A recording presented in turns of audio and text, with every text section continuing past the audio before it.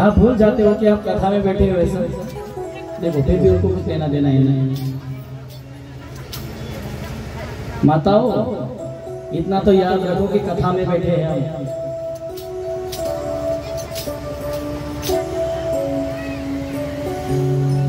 एक बार से बोलेंगे राधे राधे।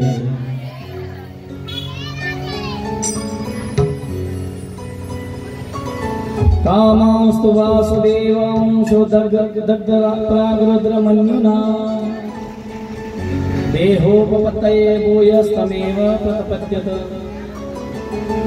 परम मंगलमय परात्पर अखिलेश्वर अकारण करुणा पूर्णामय भक्तवांछा कल्पतरु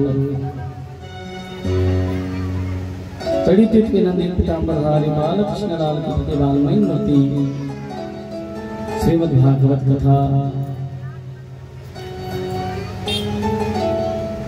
मां नर्मदा मैया का उद्गम स्थान अमरकंटक के परिसर में मां नर्मदा के तट पर बसा हुआ माधोपुर ग्राम। और इस ग्राम में शारदीय नवरात्रि के निमित्त संपन्न होने वाली कथा श्रीमद् भागवत कथा। अब केवल मुझे बोलने दो, आप सुनने का काम करो, और बहुत ऐसा कुछ बोलने का मन हो तो घर पे चले जाइए, क्योंकि कथा की एक मर्यादा होती है। कथा में बोलना नहीं चाहिए। क्यों नहीं बोलना चाहिए? क्योंकि कथा में विक्षेप होता है और विक्षेप से बहुत बड़ा दोष होता है। और शास्त्र में ऐसा कहा गया है, जो कथा में बकबक करते हैं, बहुत बोलते हैं, वो मेंढक होते हैं। मेंढक तो आपको, क्योंकि मेंढक को देखा है आपने, वो कैसे करता है? हमेशा कुहू ऐसा करता है। कैसा करता है? Drive drive drive. बस ये जो कथा में ड्राव ड्राव करते हैं ना, वही आगे मेंढक बनते हैं।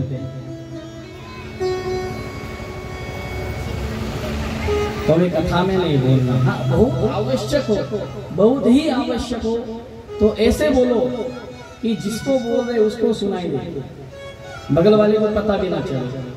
कोई सुन रहा है बढ़िया से कथा और आप बीच में ही कुछ कर रहे हो,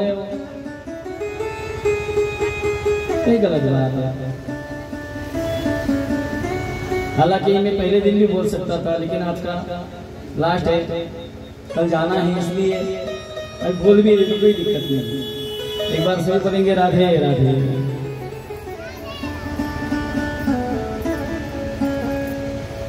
कल भगवान का विवाह महोत्सव हुआ। विवाह किससे हुआ कल? पता है आपको? कल किसकी शादी थी? किसकी?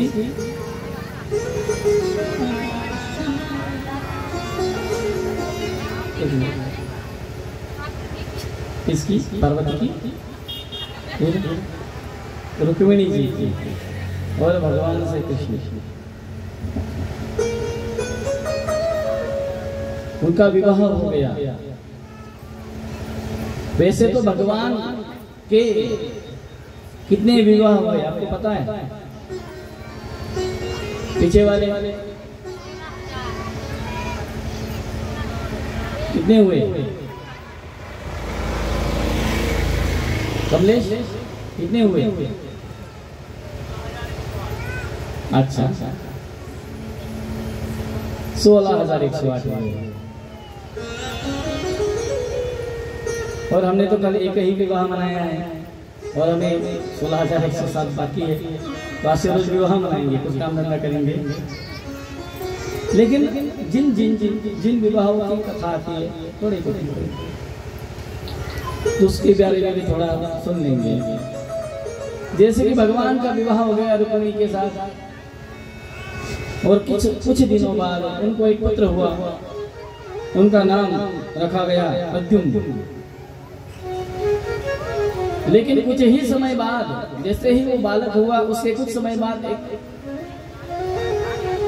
शमरासुर नाम का एक राक्षस आता है और उस बालक को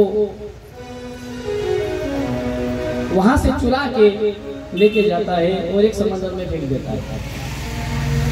भगवान श्री कृष्ण के पहले बालक प्रद्युम्न को। अब क्यों फेंकता है, इसका कारण यह है क्योंकि उसने जब ब्रह्मदेव की तपस्या की, ब्रह्मदेव ने कहा मांगो तुम्हें क्या मांगना है, तब उन्होंने मांगा कि केवल मुझे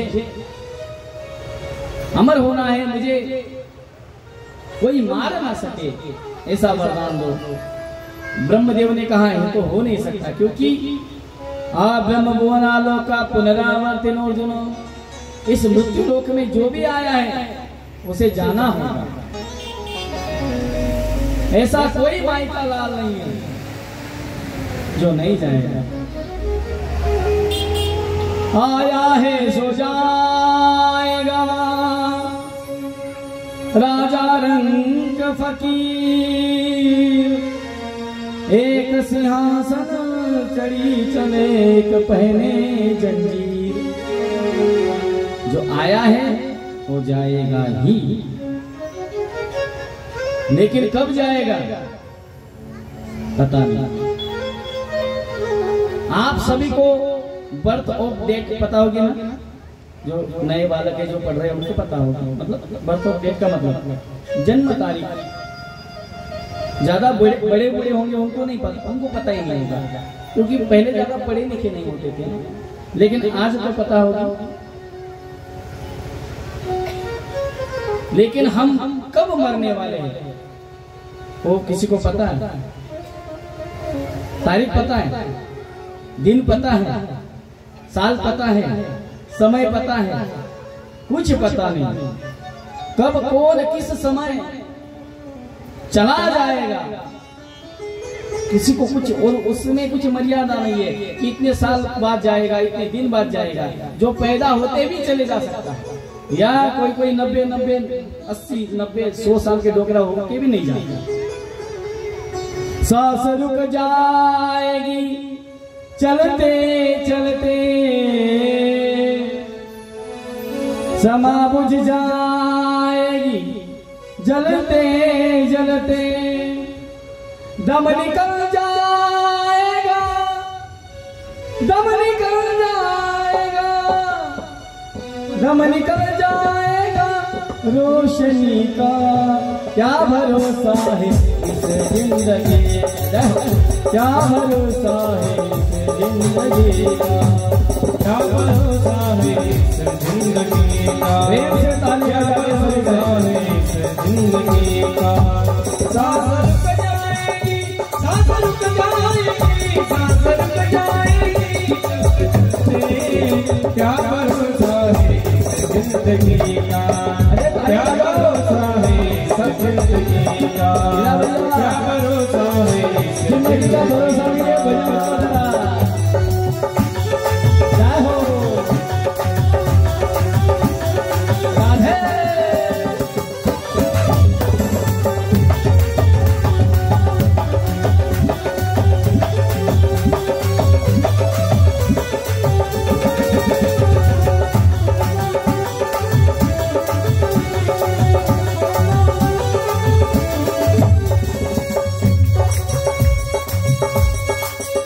ये दुनिया हकीकत पुरानी, दुनिया है हकीकत पुरानी, चलते रहना है इसकी रवानी, चलते रहना है इसकी रवानी। दुनिया है हकीकत पुरानी, चलते रहना है इसकी रवानी। फर्ज पूरा करो, फर्ज पूरा करो, फर्ज पूरा करो बंदगी का। क्या भरोसा है इस जिंदगी का, क्या भरोसा है इस जिंदगी का, क्या भरोसा है इस जिंदगी का। साथ देती नहीं वो किसी का, साथ देती नहीं वो किसी का, क्या भरोसा है इस जिंदगी का, क्या भरोसा है इस जिंदगी का।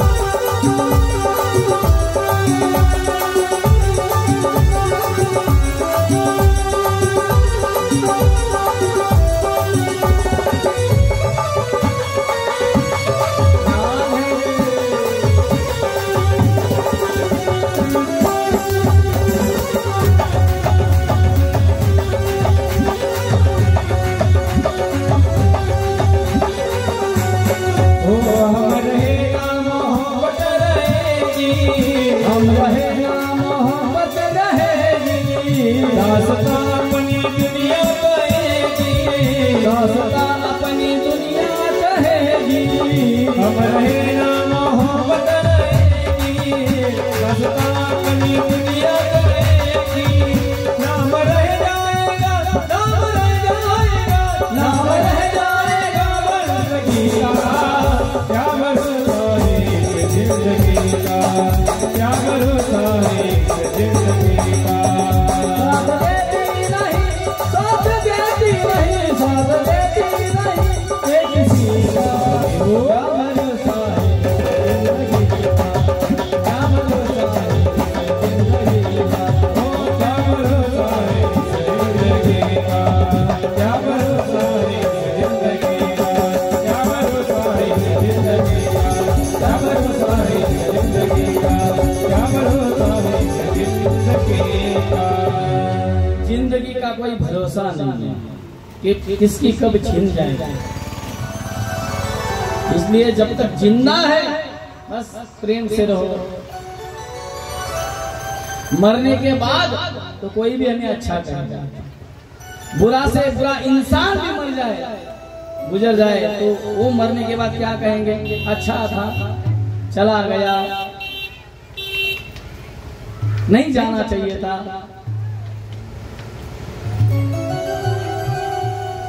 अच्छा था, गांव को बहुत तकलीफ देता था लेकिन अच्छा था, सबको गालियां देता था लेकिन अच्छा था, सबसे पैसे लेके कभी पैसे वापस नहीं करता था फिर भी अच्छा था। अभी वो मरने के बाद तो कोई भी अच्छा कहेगा, उसमें क्या है, जीते जी अच्छा कहना जरूरी है। इसलिए जीवन भी ऐसा जीना चाहिए बड़े प्रेम से, क्योंकि जीवन में दूसरा हमारे साथ कुछ नहीं आने वाला। हम कितना भी धन दौलत कमा ले, कितना भी गल्ला जमा ले, कितनी भी बड़ी बड़ी गाड़ियां खड़ी कर दे, अगर भविष्य में यहाँ बड़ी बड़ी बिल्डिंगें भी खड़ी होगी, बिल्डिंग बड़ी होगी लेकिन दिल अगर हमारा छोटा हो जाएगा तो वो मायने नहीं रखता, क्योंकि बिल्डिंग तो यही रह जाएगी, जाना तो हमें। कम से कम ऐसा जाए किसी के दिल को दुखा के ना जाए, सबसे प्यार से लेकर जाए। तो प्रद्युम्न को उस समय समरासुर को कहा गया कि भाई मरना तो सबको है। तब उसने कहा कि मेरा मरण किसके हाथ से होगा ये बता दो। तब उसने कहा कि द्वापर युग में श्री कृष्ण भगवान होंगे और उनके पहले पुत्र होंगे प्रद्युम्न, उनके हाथ से तुम्हारा मरण है। तब उसने कहा ठीक है। इसलिए जिस समय प्रद्युम्न का जन्म हुआ उसके कुछ दिन बाद ही उसका अपहरण कर लिया और एक समुद्र में उसको डाल दिया। लेकिन ऐसा है कि जिसकी जो संभावना है वो होके ही रहती। हम हमारे जीवन में कितना भी निश्चय कर ले कि हमें ये चीज करनी है, और यदि हमारे दैव में, यदि हमारे नसीब में वो लिखा नहीं है तो वो नहीं हो। लेकिन हमने सोचा ये नहीं होने वाला है और हमारे नसीब में होगा तो लिखा होगा तो होगा। क्योंकि जिंदगी में याद रखना, जो होने वाला है कुछ भी कर लो, कितना भी प्रयास कर लो, वो होने ही वाला है। और जो नहीं वाले होने वाला, आप कितना भी कोशिश करो वो नहीं होगा। जो होगा अच्छा ही होगा। और इसलिए क्योंकि भगवान जिसको रखना चाहते हैं वो रहता ही है, और जो जिसका समय आ गया उसको जाना ही। जैसे कि आप जबलपुर से बस में बैठे और आपने माधोपुर तक टिकट कटाया है, और माधोपुर आने के बाद भी अगर आप बस से नहीं उतरोगे तो कंडक्टर क्या करेगा, आपका अमरकंटक तक का टिकट नहीं है तो आपको माधोपुर में ही उतार देगा, आगे नहीं लेके जाएगा। इसी तरह से जब हमारा टिकट समाप्त हो जाएगा तो हमें जाना ही पड़ेगा। लेकिन जिसका अवधि अभी है तो कुछ भी कर लो वो जा नहीं पाएगा, क्योंकि सारी सृष्टि भगवान के अधीन है और सभी चीज भगवान करते हैं। मारने वाला है भगवान, बचाने वाला है भगवान, मारने वाला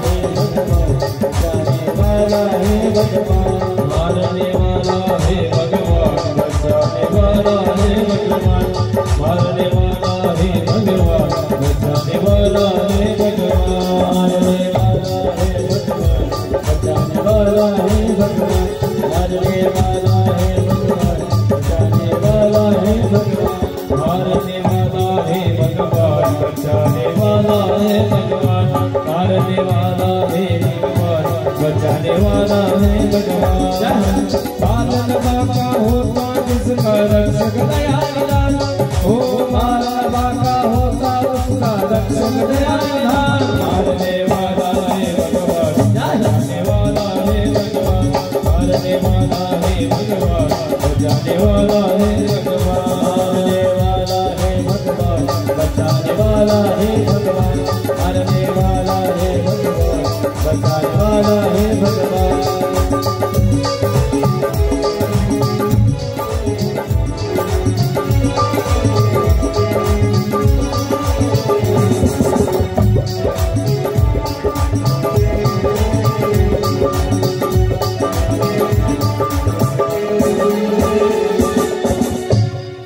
मारने वाला है भगवान, बचाने वाला है भगवान। तो इस तरह से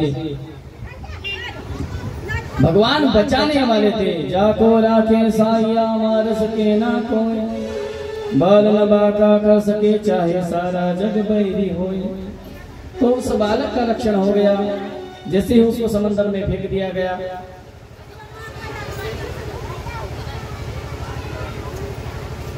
तो एक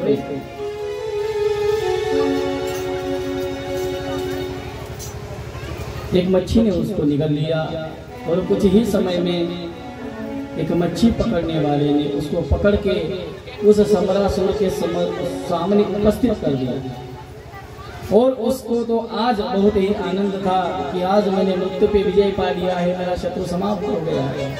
इसलिए उन्होंने कहा कि मैं बहुत खुश हूँ। तो फिर उसने वो मच्छी को रसोई घर में भेज दिया और रसोई घर में जो खाना बनाने वाला था रसोईया, उसने जैसे ही उस मच्छी को काटा है, उसमें से बालक जीवंत निकला। और उस जिंदा बालक को देख के उसको आश्चर्य हुआ। उसने सोचा कि राजा को बताया जाए, लेकिन उसके पास एक दासी काम करती थी। उसने कहा कि मैं अकेली रहती हूँ, तो ये बालक मुझे दे दो और मैं इसका पालन पोषण करूंगी। उसे लगा ठीक है, राजा को दूंगा, राजा निर्दयी है, शायद बालक को मार देगा, इससे अच्छा चलो इसका पालन पोषण होगा। और धीरे धीरे धीरे धीरे वो बालक बढ़ने लगा। और वो जो मायावती नाम की दासी थी, जैसे ही वो बालक तारुण्य अवस्था में आ गया, युवा अवस्था में आते ही आज तक जिसका मातृभाव था, माँ की तरह जो वर्तन कर रही थी, उसका धीरे धीरे भाव बदलने लगा। एक पत्नी की तरह वो आचरण करने लगी। इसलिए तमाहम भगवान काष्णी मातस्ते मतिरन्यथा मातृभाव मति क्रम्य वर्तते कामिनीयता। उसने पूछ लिया कि मातृभाव मति क्रम्य, आपने माता की तरह मेरा पालन पोषण किया और अभी वर्तते कामिनीयता, और आपका वर्तन अभी पत्नी जैसा हो गया है, ऐसा क्यों? उस समय उसने कहा पत्नी जैसा वर्तन नहीं, मैं आपकी पत्नी ही हूँ। आप पिछले जन्म में कौन थे? आप पिछले जन्म में कामदेव थे और आपने भगवान शंकर के मन में काम निर्माण करने की कोशिश की, तो भगवान ने तीसरा नेत्र खोल के आपको भस्म कर दिया। लेकिन बहुत मैंने विनती की, तो विनती करने के बाद भगवान शंकर ने कहा कि ये द्वापर युग में भगवान श्री कृष्ण के बेटे के रूप में जन्म लेगा और तो उनको पति रूप में प्राप्त होगा। भगवान नारायण सुतः संवेरेणार्तो ग्रहा अहम ते धिका पत्नी रतिकामो भवन प्रभो। और आप यहाँ कैसे आ गए? और सारा वृत्तांत उसको सुना दिया। वृत्तांत सुनाया, तब उसको पता चला कि मैं श्री कृष्ण का बेटा हूँ, रुक्मिणी मेरी माता है और शमरासुर ने बचपन में ही मेरा अपहरण करके मुझे समंदर में फेंक दिया था। उस समय वो शंबरासुर से युद्ध करता है और प्रद्युम्न उस युद्ध में उसको समाप्त करके फिर से द्वारिका में लौट आते हैं और अपने माता पिता से मिलते। बोल भक्तवत्सल भगवान की जय। और उसको बहुत समय व्यतीत हो गया, कम से कम 17 से 18 साल व्यतीत हो गए और तब तक भगवान के अन्य विवाह हो गए। भगवान के 16,107 विवाह उसके बाद हुए। तो भगवान का दूसरा विवाह किससे हुआ है? तो भगवान का दूसरा विवाह हुआ है जाम्बवती के साथ। जाम्बवती कौन थी? जाम्बवंत जी की कन्या थी। जाम्बवंत आपने नाम सुना होगा, रामचरितमानस में या रामायण में उनका उल्लेख आता है। जो कौन से जाति के थे? भालू। भालू देखा है आपने? कैसा होता है? ऐसा सफेद सफेद होता है और उसके शरीर पे एक भी बाल नहीं होते, है ना? ऐसा ही होता है। तो सोचो भालू है तो भालू की बेटी कैसी होगी? उसकी तरह होगी। भगवान को उससे भी विवाह करना पड़ा। क्यों करना पड़ा? सुन, एक समय ऐसा हुआ कि भगवान के द्वारिका में एक सत्राजित नाम का गृहस्थ रहता था। उसे सूर्य भगवान ने उसको प्रसन्न करके उसके पास एक मणि प्राप्त की थी। उसका नाम सोमंतक मणि था और उस मणि का ऐसा प्रभाव था कि उस मणि से रोज 8 भार सोना निकलता था। 8 भार मतलब कितना होता है? आप पहनते हो तो जानते हो, हम पहनते भी नहीं जानते, होता होगा कुछ ना कुछ। आप खरीदते हो तो आपको पता होगा कितना होता है।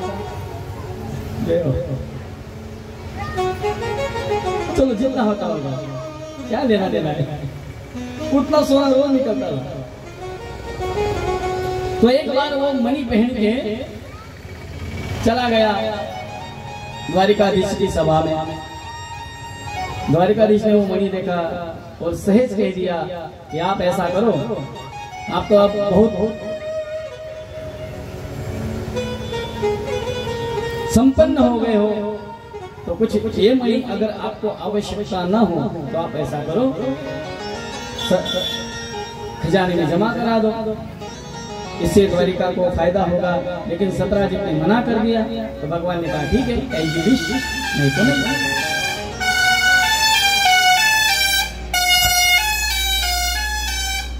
वो सत्राजित मना करके जोर जोर से हॉर्न बजा के वहां से चला गया।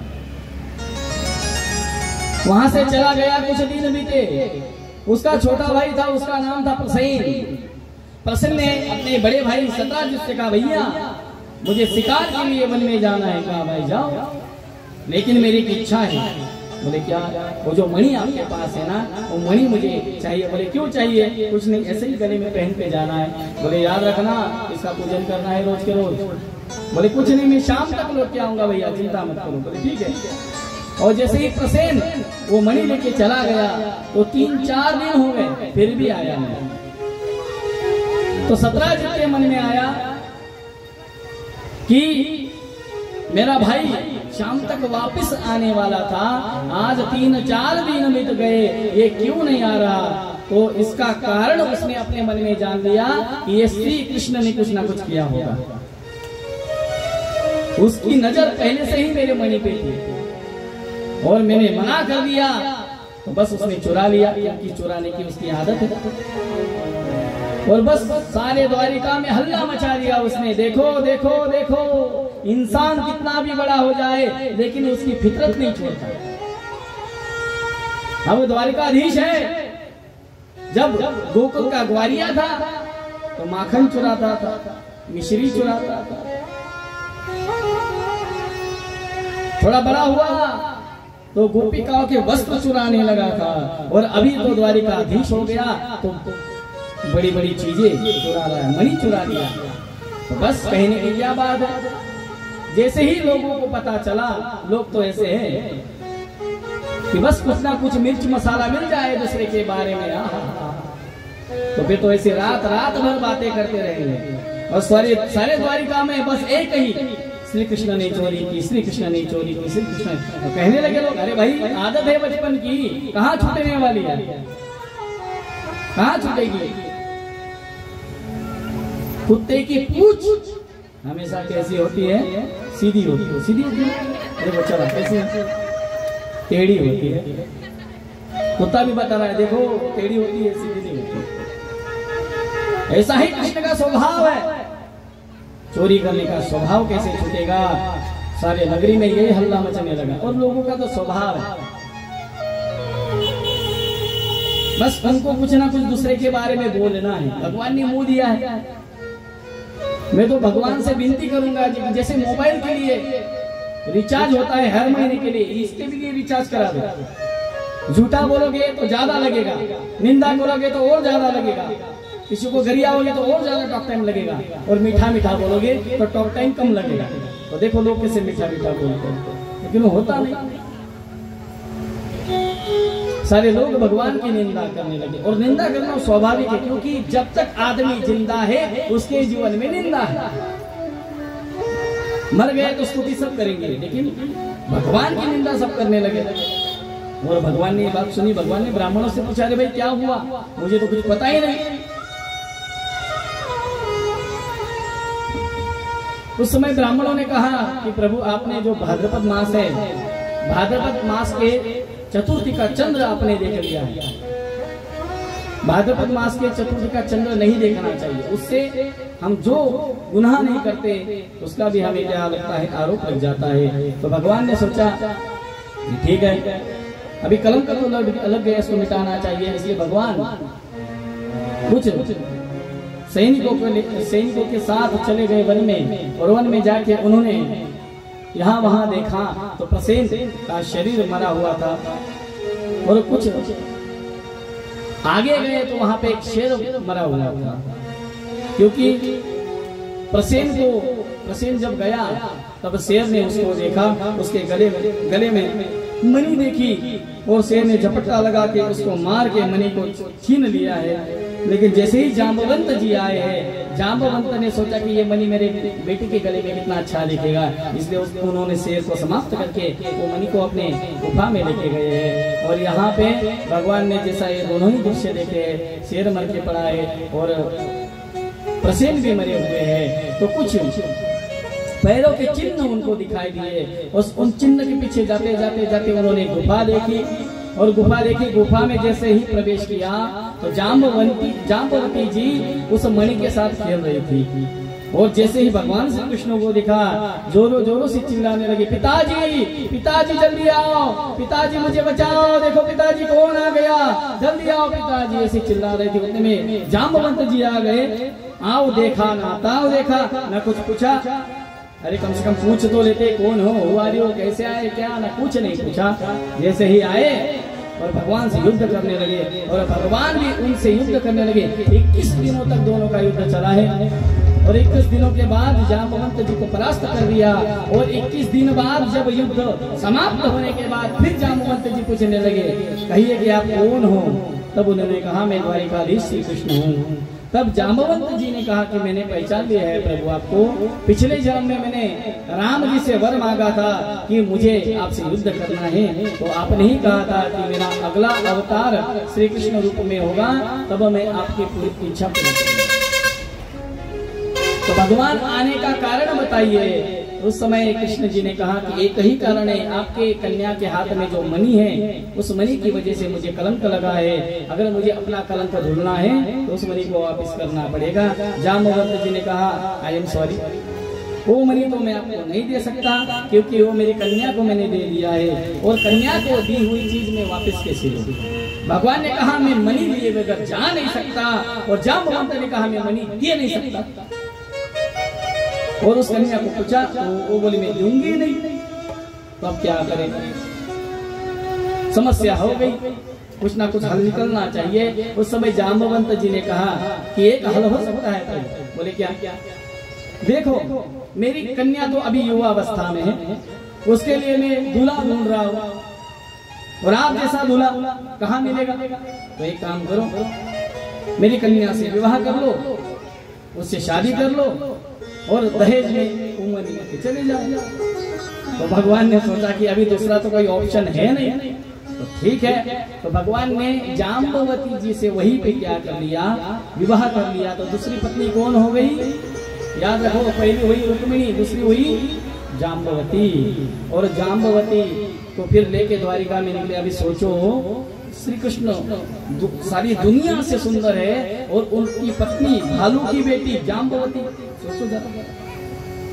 तो भगवान ने की युक्ति लड़ाई, अपने साथ जो सैनिक थे उनको आगे भेज दिया और कहा कि रुक्मिणी को कहो कि द्वारिकाधीश दूसरी पत्नी लेके आ रहे हैं और वो बहुत ही सुंदर है, इतनी सुंदर है कि इस दुनिया में उसकी जैसी सुंदर दूसरी कोई स्त्री नहीं है। तो ऐसी स्त्री को लेके भगवान विवाह करके आ रहे हैं। रुक्मिणी माता ने सुना, रुक्मिणी माता सोचने लगी मेरी सौत आ रही है तो आ रही है, मुझसे भी बहुत सुंदर है और मुझसे सुंदर है तो भगवान तो मुझसे कभी बातें भी नहीं करेंगे, मेरी तरफ देखेंगे भी नहीं। इसलिए उसने शाप ले दिया, अगर वो बहुत सुंदर है, मुझसे भी ज्यादा सुंदर है, तो मैं शाप देती हूँ कि वो मेरी तरह ही सुंदर हो जाए। अन्यथा वो सुंदर नहीं थी, लेकिन शाप की वजह से जाम्बवती जी क्या हो गई, सुंदर हो गई। बोलिए राधे राधे। तो भगवान की लीला है, भगवान करते हैं। तो दूसरा विवाह जाम्बवती के साथ हुआ। जाम्बवती को लेके आ गए, सारी सभा को बुलाया और सभा के सामने भगवान ने कहा, अरे सभा चलो सुनो, आप सब मेरी निंदा कर रहे थे ना कि कृष्ण ने मणि चुराया है, चुराने की आदत है, बचपन की आदत है, बहुत प्रैक्टिस है चुराने की चीजें, इसलिए मैंने मणि चुराया। मैंने मणि चुराया नहीं, वो तो इसका भाई प्रसिद्ध लेके गया था, उसको शेर ने मार दिया, शेर को जाम्बवती जी ने मार दिया और उनकी बेटी के पास ये मणि था। देखो मैं उनसे विवाह करके उनको लेके आया, साथ में मणि लेके आया हूँ। और जैसे ही लोगों को पता चला, जो लोग निंदा कर रहे थे, जो लोग कह रहे थे ना अरे तो चोरी करेगा, बचपन की आदत है, कुत्ते की पूंछ है, कभी सीधी नहीं हो सकती, वही लोग फिर से कहने लगे अरे हम तो जानते थे कि द्वारिकाधीश ऐसा नहीं करते, हमको पहले से। ये लोग होते हैं, लोगों का दो मुंह होते हैं, कुछ लोग दो मुंह सांप होते हैं, यहाँ से भी काटेंगे और वहां से भी काटेंगे। इसलिए कुछ तो लोग कहेंगे, लोगों का काम है कहना, लोगों की तरफ ध्यान मत दो, बस हम अच्छे मार्ग से, हम उचित और योग्य मार्ग से चलते रहे। तब उस समय सारे सभाजन जो निंदा कर रहे थे श्री कृष्ण की, वो निंदा करने लगे अपने सत्राजित की। सत्राजित को गरियाने लगे, उसको बोलने लगे, जहां जाए वहां बस वही चर्चा, वही चर्चा, वही चर्चा। वो भी परेशान हो गया। परेशान हो के एक दिन भगवान से उसने विनती की, प्रभु मुझे क्षमा कर दो, मुझसे बहुत बड़ा अपराध हुआ। भगवान ने कहा क्षमा कर दिया। नहीं ऐसी क्षमा नहीं। फिर अरे लोग मुझे बहुत गरिया रहे, मुझे बहुत मेरी निंदा कर रहे हैं, तो मैं क्या करूं? प्रभु एक काम करो, क्या मुझे प्रायश्चित करना है। बोले क्या प्रायश्चित करना है? मेरी कन्या है, उसका नाम सत्यभामा, आप उससे विवाह कर लो तो मेरा प्रायश्चित हो जाएगा और मैं आपका ससुर हो जाऊंगा, इसलिए मेरी कोई निंदा भी नहीं करेगा। भगवान बोले ठीक है, जैसे आपकी मर्जी। तो भगवान का तीसरा हो गया विवाह, किससे हुआ? सत्यभामा के साथ। चौथा विवाह, एक दिन भगवान हस्तिनापुर घूमने गए और घूमने के बाद अर्जुन और भगवान श्री कृष्ण घूम रहे थे जंगल से। उन्होंने यमुना नदी के किनारे एक सुंदर स्त्री को तपश्चर्या में लीन देखा। अर्जुन ने उससे पूछा कि देवी आप किसके लिए तपस्या कर रही हो? उस समय उस कन्या का नाम था कालिंदी। कालिंदी ने कहा अहम देवस्य सवितुर्दुहितां पतिमिच्छति विष्णुं वरेण्यं वरदः तप परमास्थितः। उसने कहा कि मैं भगवान श्री विष्णु से शादी करना, विवाह करना चाहती हूँ। उन्होंने कहा आपकी इच्छा पूरी हो गई, ये विष्णु के ही अवतार है श्री कृष्ण। और चौथा विवाह अर्जुन के सामने, चौथा विवाह भगवान का हो गया। कितने हो गए? 4 हो गए। 4 विवाह हो गए, 4 बज गए। तो भगवान का 5वां विवाह हुआ सत्या के साथ, 6ठा हुआ भद्रा के साथ, सातवां हुआ नागना जी की जात, आठवां हुआ लक्ष्मण के साथ। ऐसे भगवान की 8 मुख्य पटरानियां हैं और इसको भगवत गीता में प्रकृति भी कहा गया है। भूमि रापो नलो वायु खम मनो बुद्धिरेव च अहंकार इति यमे भिन्नार प्रकृति अष्टधा। ये 8 भगवान की प्रकृति है और सारा संसार इन 8 प्रकृतियों से ही चलता है। तो भगवान की 8 पटरानी है। तो 16,100 क्या है? तो कहीं पे 16,100 जो है वो वेद की ऋचाएं बताई गई है, कहीं पे जनकपुर की कन्याएं बताई गई है, कहीं पे दंडकारण्य के ऋषि बताए गए। दंडकारण्य के ऋषि, हाँ वो कैसे? तो एक समय ऐसा था कि भगवान राम दंडकारण्य में विश्वामित्र जी के साथ जा रहे थे। उस समय उनके पैरों की धूल एक शिला पे उड़ गई और उस शिला से एक स्त्री जो कि गौतम ऋषि की पत्नी अहिल्या थी, उसको शाप मिला था, तो वो शिला हो गई थी, फिर से वो पूर्वोत्तर स्त्री हो गई। और ये सभी जगह पे ये पता चल गया कि भगवान के चरण धूलि से पत्थर की भी क्या हो जाती है, स्त्री हो जाती है। तो उस समय जितने भी ऋषि मुनि सन्यासी थे, जितने भी ऋषि मुनि तपस्या कर रहे थे, उन्होंने सोचा कि हमारी उम्र तो बहुत हो गई, अब बूढ़े हो चले हैं और इस उम्र में जल्दी उठना, जल्दी उठ के भगवान का ध्यान लगाए या कपड़े धोए, सवेरे सवेरे भगवान की पूजा करे या चाय नाश्ता बनाए, दोपहर में तपस्या करे या भोजन बनाए। बहुत विकट परिस्थिति है। दोनों दो चीजें हो नहीं पा रही है। अगर हम समय से ब्याह अगर शादी कर लेते तो कम से कम मदद करने के लिए एक अच्छी पत्नी तो होती हमारे पास, लेकिन अगर हम अभी विवाह करना चाहें तो हम विवाह नहीं कर सकेंगे, क्योंकि हमें कोई कन्या देगा नहीं, क्योंकि हम जॉबलेस हैं, हम कुछ काम धंधा तो करते नहीं, दिन भर बैठे रहते हैं ध्यान में, हमें कौन अपनी कन्या देगा।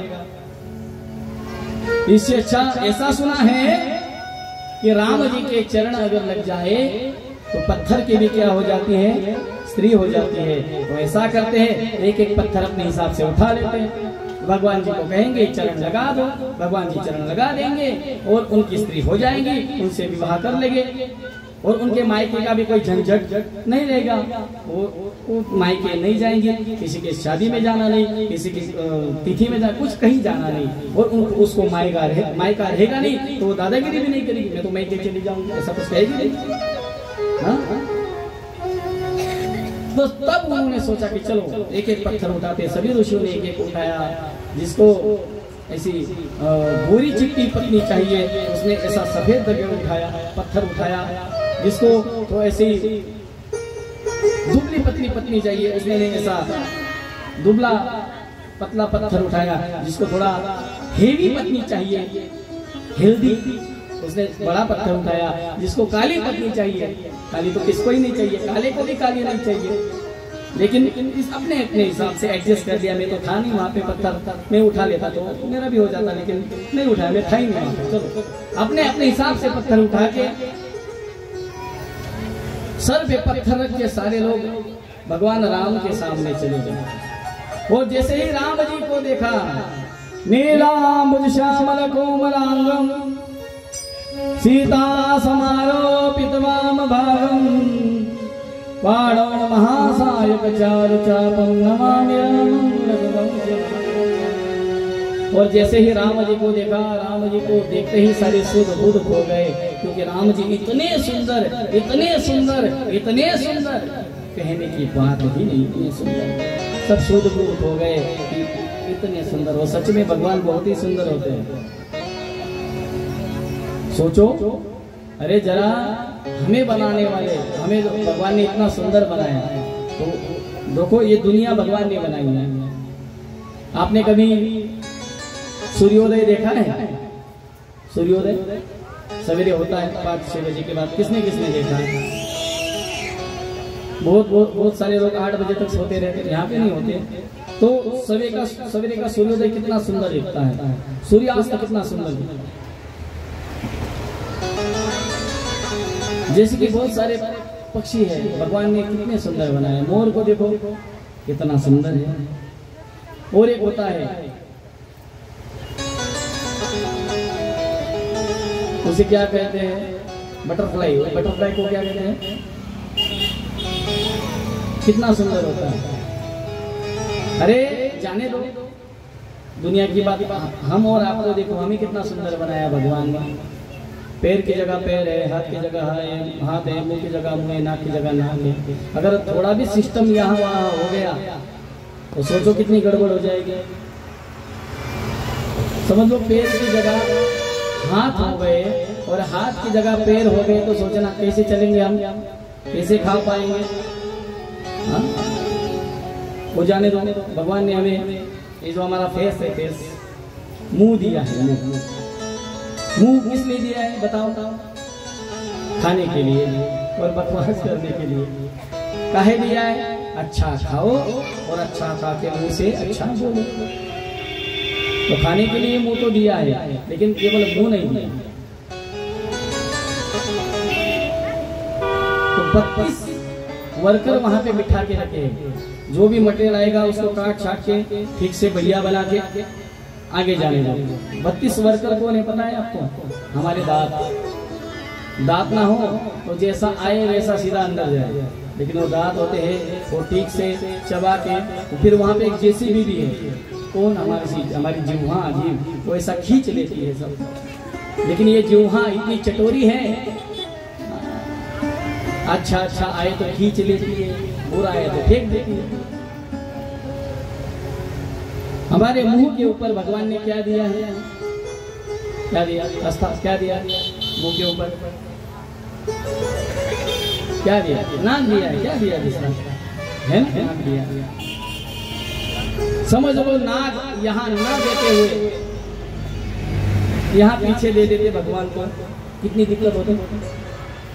अगर सर्दी हो जाए तो रुमाल लेके वो पकड़ने में ही परेशानी हो जाए। भगवान ने हमें 2 आंखें दी है और उस आंखों की सुरक्षा के लिए 2 पुतलियां भी दी है, और उसमें एक ऑटोमेटिक सिस्टम। आदमी सो गया तो अपने आप ऑफ हो जाती है, और आदमी उड़ गया तो अपने आप वो स्विच ऑन होके टिमटिमाती है। सब टिमटिमाती है ना, देखो आजू बाजू देख लो। और जिसकी नहीं हो रही है समझ लेना वो चलेगा। और भगवान ने उन आंखों में कुछ गंदगी ना जाए इसलिए एक बाईपास माधोपुर रोड बनाया है बाहर से।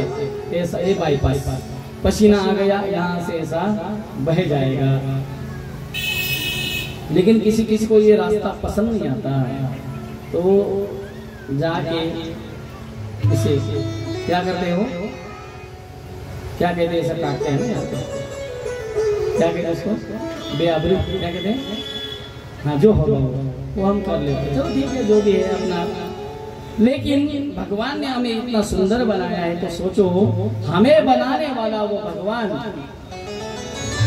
वो कितना सुंदर होगा। नाम तुम्हारा सब ताली बजा के भजन बजाते हो।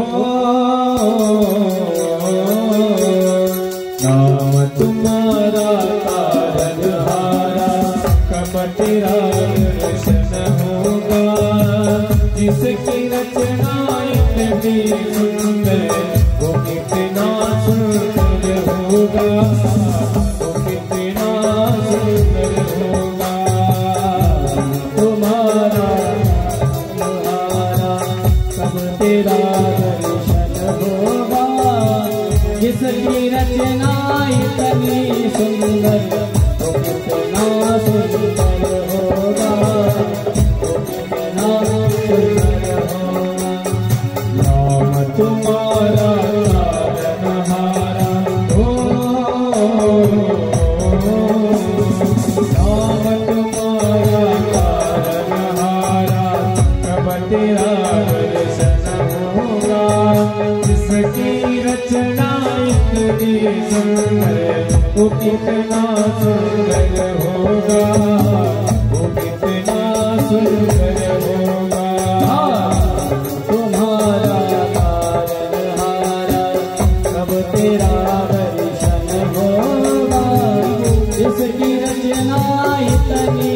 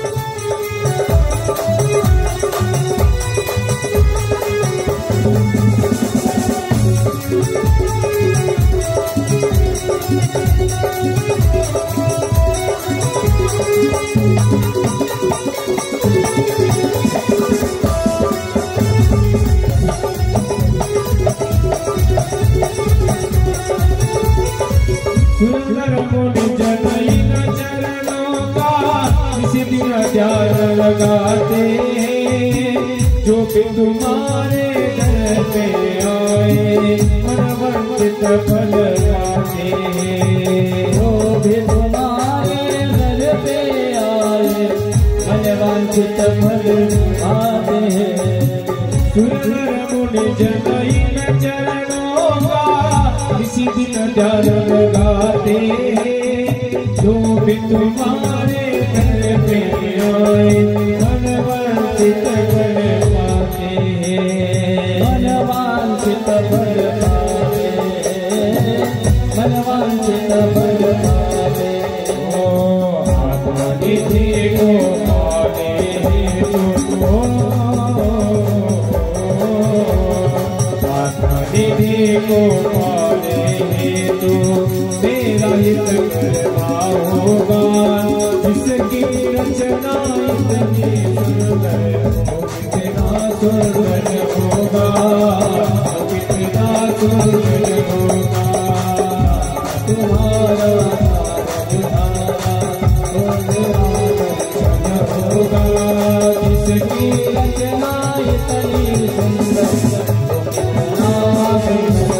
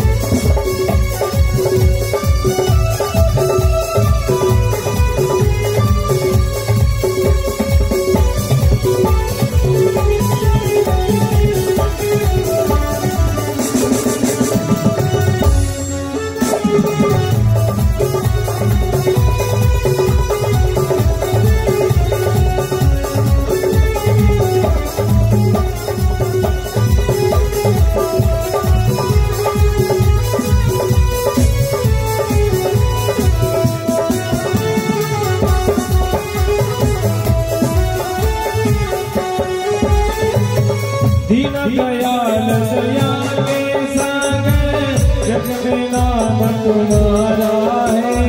तुम बिन मेरे बाल कृष्ण प्रभु कोई नहीं हमारा है।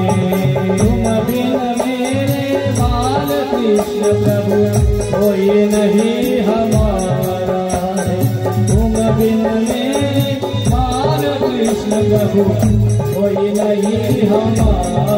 ओ दीन दयाल दया के सागर जग में नाम तुम्हारा है। तुम बिन मेरे बाल कृष्ण प्रभु कोई नहीं हमारा है। हमारा है कोई नहीं हमारा। ओ भव से पार उतरना में तो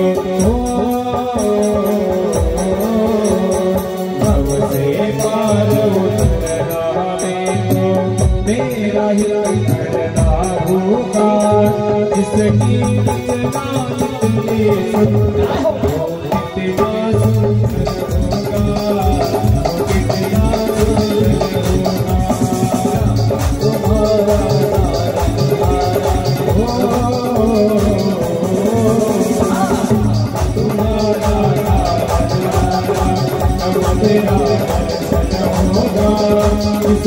रचना इतनी सुंदर हो कितना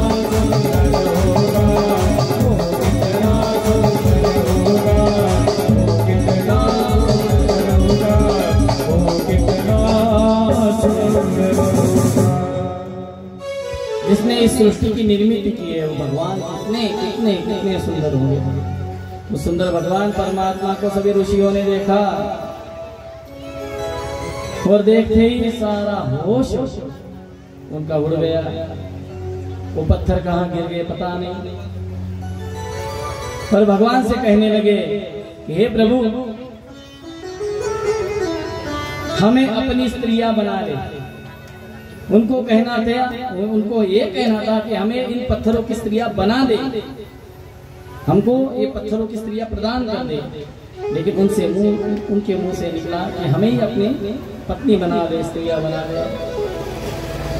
उस समय भगवान ने कहा भाई मैं मर्यादा पुरुषोत्तम हूँ, तो अगले अवतार में आप सारी राजकुमारिकाएं होंगी और मैं आपके साथ विवाह करूंगा।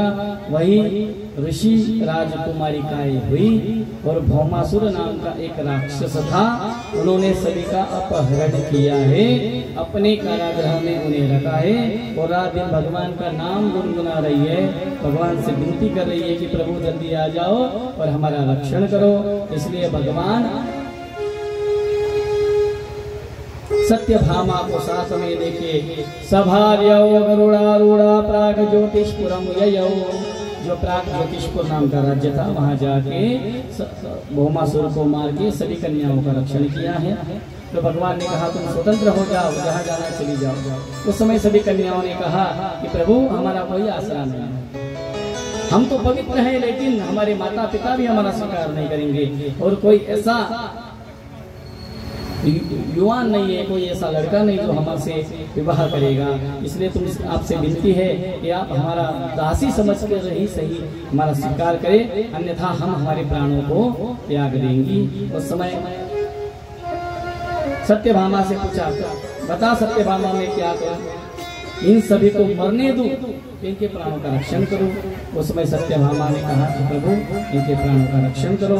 और इसीलिए भगवान ने उनके भाव को जानकर एक ही समय में, एक ही मुहूर्त में 16,000 रूप धारण करके एक ही समय में उनसे क्या किया है, विवाह किया है। और भगवान की पत्नियों की संख्या कितनी हो गई? 16,108। चलो आपने बता दिया, अच्छी बात है। तो उस समय के अंतराल के बाद तो भगवान को सारी पत्नियों से 10-10 पुत्र और एक कन्याएं हुई। तो बताओ भगवान की पुत्रों की और पुत्रियों की संख्या कितनी है? पत्नियों की आपने बता दी, मैंने सुन ली, अब पुत्रियों की बताओ। 16,108 11 से गुना करो इनको। मोबाइल है किसी के पास? करो। कितने हुए? 1,77,188। हाँ, कितने क्या है? केवल लड़के और लड़कियां, खुद के वो भी भाई के चचेरे हो तो जाने, केवल उनकी कितने पुत्र पुत्री है उनके?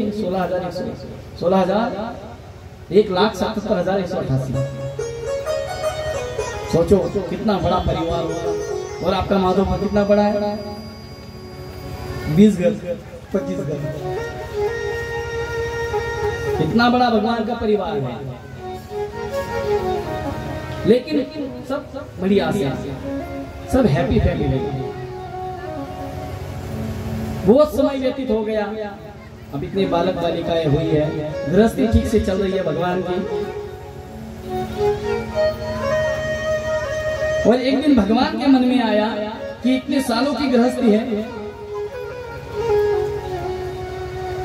सभी मेरी पत्नियां कुछ ना कुछ किसी कारणवश मुझसे गुस्सा होती है, मुझसे रूठती है, नाराज होती है, मुझे उन्हें मनाना पड़ता है।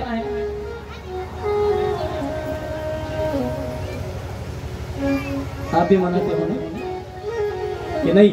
जा जो कर रहा है कर ले, मनाना पड़ता है भाई।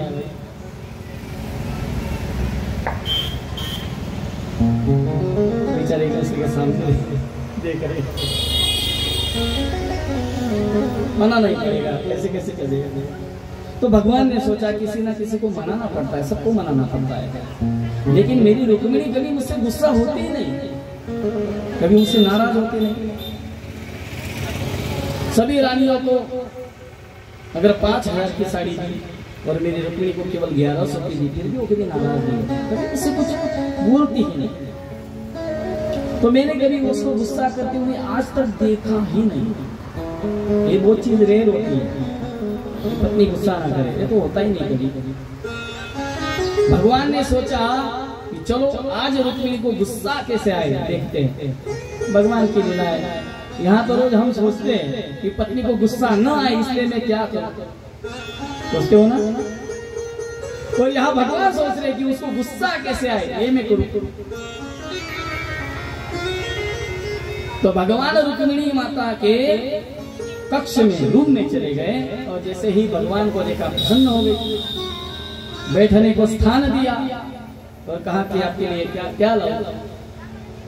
उसने कहा कुछ नहीं रुक्मिणी, कुछ तुमसे बातें करनी थी। बोले क्या बातें करनी? बहुत दिनों से जब से शादी हुई है तब से मेरे मन में ये बात मुझे खल रही है, मैं बोलना चाहता था बहुत दिनों से लेकिन बोल नहीं पाया, लेकिन आज मैं रह नहीं पाऊंगा। मेरे मन की स्थिति आज मान नहीं रही, मुझे आज तुमसे बात करनी है। रुक्मिणी जी ने बोलिए प्रभु मैं तो बात कहूंगा लेकिन तुम गुस्सा मत करना। नहीं प्रभु मैं क्यों गुस्सा करूंगी? नहीं फिर भी तुमको गुस्सा आ जाएगा। चलो मैं नहीं बताता। नहीं प्रभु मुझे काहे गुस्सा आएगा? मुझे आपकी किसी भी चीज का बुरा नहीं लगता। अब कहो। भगवान ने कहा देखो रुक्मिणी बात दिल पे भी लग सकती है। उन्होंने कहा ठीक है लगे अब कुछ भी हो, लगन तुमसे लगा बैठे गाना नहीं, अब जो होगा देखा जाएगा, जो होगा देखा जाएगा। अब सब आपके हवाले कर दिया है, बता दो। उस समय भगवान ने कहा सोच लो रुक्मिणी। सोच लिया प्रभु बता दो। ठीक देखो रुक्मिणी जिस दिन से हमारी शादी हुई है, हमारा विवाह हुआ है, उस दिन से मेरे मन में खाली एक बात मुझे आए दिन खटकती रहती है। बोले क्या? मुझे ऐसा लगता है। बोले क्या लगता है? कि तुम्हारी और मेरी जो जोड़ी है वो जम नहीं पाई, कुछ जच नहीं लगी, कुछ अच्छी नहीं लगी। कब कब कब बोल रहे 10 पुत्र 1 कन्या होने के बाद बोल रहे कि तेरी मेरी जोड़ी जच नहीं लगी। रुक्मिणी माता कुछ नहीं बोली, सर को नीचे झुका लिया। अगर आप शादी के केवल 2 महीने बाद भी बोल दो ना, अजी सुनती हो तुम्हारी मेरी जोड़ी जच नहीं रही, तो आपकी पत्नी वहां से प्यार से रिप्लाई करेंगे कि मेरे प्यारे पतिदेव जब देखने आए थे तो आंखें फूट गई थी क्या अंधे हो गए थे कि बिना देखे शादी कर ली, और अब मुझे बता रहे हो। लेकिन रुक्मिणी जी उन्होंने कुछ नहीं बोला, साइलेंट कुछ नहीं बोला। भगवान ने कहा मैंने तो गुस्सा दिलाने की कोशिश की, ये तो कुछ बोली नहीं। तो ठीक है। तो भगवान ने कहा, कृष्ण कहने लगे रुक्मिणी शायद तुमने सोचा होगा कि चलो जाने दो, जोड़ी जची नहीं कोई बात नहीं, लेकिन जो मेरा पति है वो कितना सुंदर है, कितना वो फूल है, कौन सा फूल? ब्यूटीफुल। कितना ब्यूटीफुल है, कितना सुंदर है, कितना अच्छा है। लेकिन रुक्मिणी तुम फंस गई हो। तुम्हें मैं सुंदर दिखाई देता हूँ लेकिन मैं सुंदर नहीं हूँ। वो गोकुल की वो गोपिकाएं तो मुझे हमेशा उल्हाने सुनाती थी, हमेशा कहती थी हे कनुआ तू अंदर से भी कारो है और बाहर से भी कारो है। वो तो मुझे काला कहती थी और मुझे पूछती थी जरा इतना बता दे काला तेरा रंग काला, तो जरा इतना बता दे काला तेरा रंग काला, इतना बता दे काला तेरा रंग काला, इतना बता दे काला तेरा रंग काला, क्यों काला होकर भी सबसे निराला, तो काला होकर भी सबसे निराला, काला होकर भी सबसे निराला, काला होकर भी सबसे निराला, राधे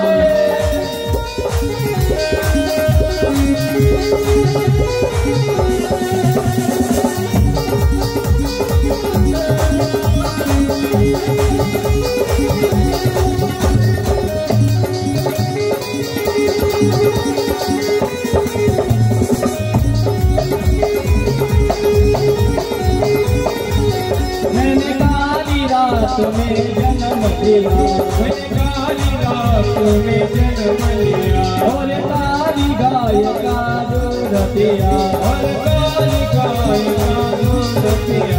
मैंने काली रात में जन्म लिया और काली गाय का दूध पिया। मेरी कमरी भी काली है, मेरी कमरी भी काली है, काला तेरा रंग काला, इतना भला दिखाया, तेरा रंग काला क्यों?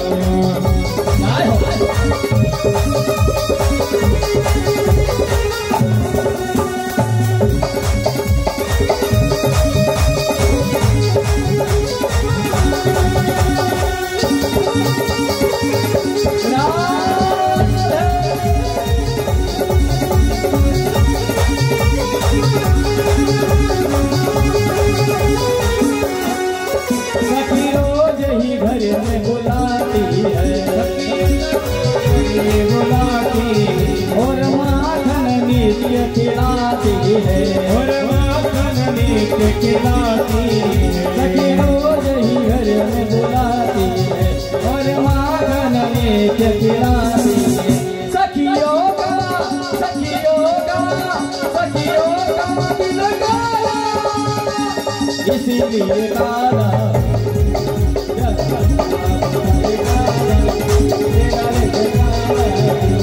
इतना बता दिखा, तेरा रंग काला क्यों? भला होकर भी सबसे निराला, वो काला होकर के जग से निराला, तेरा रंग काला, तेरा रंग काला, जग से निराला क्यों? ओ जग से निराला, जग से निराला, जग से निराला क्यों? भगवान कहते हैं सारी गोपियां तुमसे झगड़ती थी, अरे लाला तू तो यशोदा को लाला ही नहीं, तू तो यशोदा का पुत्र ही नहीं है, क्योंकि यशोदा गोरी है और नंद बाबा भी गोरे हैं, दोनों गोरे, और तू कारो कनवा, तू उनका पुत्र ही नहीं है। उस समय भगवान ऐसा गुस्सा हो जाते थे और गुस्सा होके गुस्से से मैया के पास जाते थे और मैया से कहते, मैया क्या लाला, मैया सच बता, क्या लाला मैं तेरा पुत्र नहीं हूं? किसने कही लाला, तो ही तो मेरा पुत्र है। मैया तो सभी गोपियां मुझे कह रही कि मैं तेरा पुत्र नहीं, किसी मेला में मैं तुझे मिलूं। उस समय यशोदा ने कहा, नहीं लाला तू तो मेरा ही पुत्र है। तो मैया ये साची बता, अगर मैं तेरा पुत्र हूँ तो तू गोरी है, बाबा गोरे है, मैं क्यों कारो हूँ? सच्ची बताना। यशोमती मैया से बोले नंदलाला, राधा क्यों गोरी मैं क्यों काला, राधा क्यों गोरी मैं क्यों काला।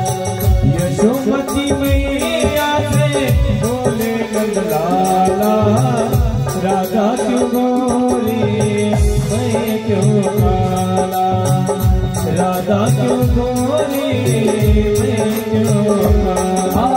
बोली मुस्काती मैया ललन को बताया, बोले मुस्काती मैया नंद को बताया,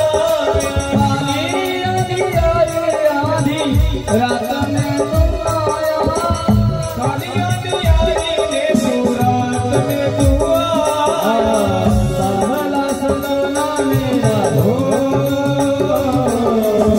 सावला सलोना मेरा काली कमली वाला, इसीलिए काला।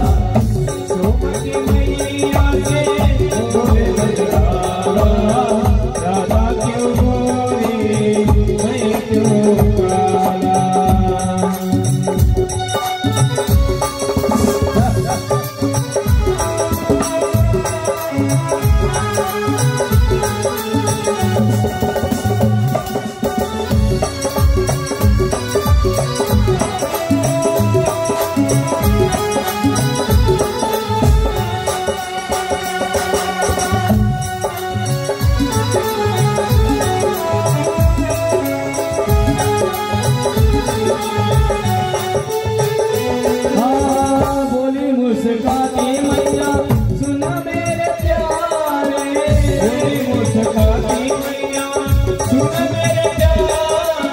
गोरी गोरी राधिका के नैन गजरा गोरी गोरी राधिका के नैन गजरा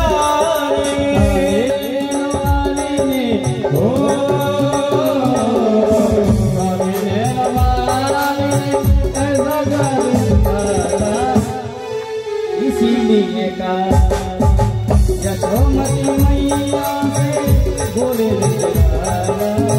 राधा क्यों गोरी मैं क्यों काला राधा क्यों गोरी मैं क्यों काला राधा क्यों गोरी मैं क्यों काला। भगवान कहते हैं मैं तो काला हूँ और तूने काले इंसान से शादी कर ली रुक्मिणी तो फंस गई। फिर भी रुक्मिणी माता कुछ नहीं बोली। भगवान ने कहा ठीक है तो ऐसा सोचती होगी कि जाने दो कि काला ही सही,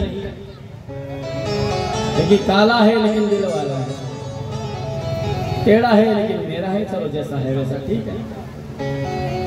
लेकिन तुमने सोचा होगा कि मेरा पति बहुत शूरवीर है, बहुत बड़ा महावीर है, लेकिन याद रखना जितने भी मैंने राक्षसों को मारा सब मुझसे कम बलवान थे।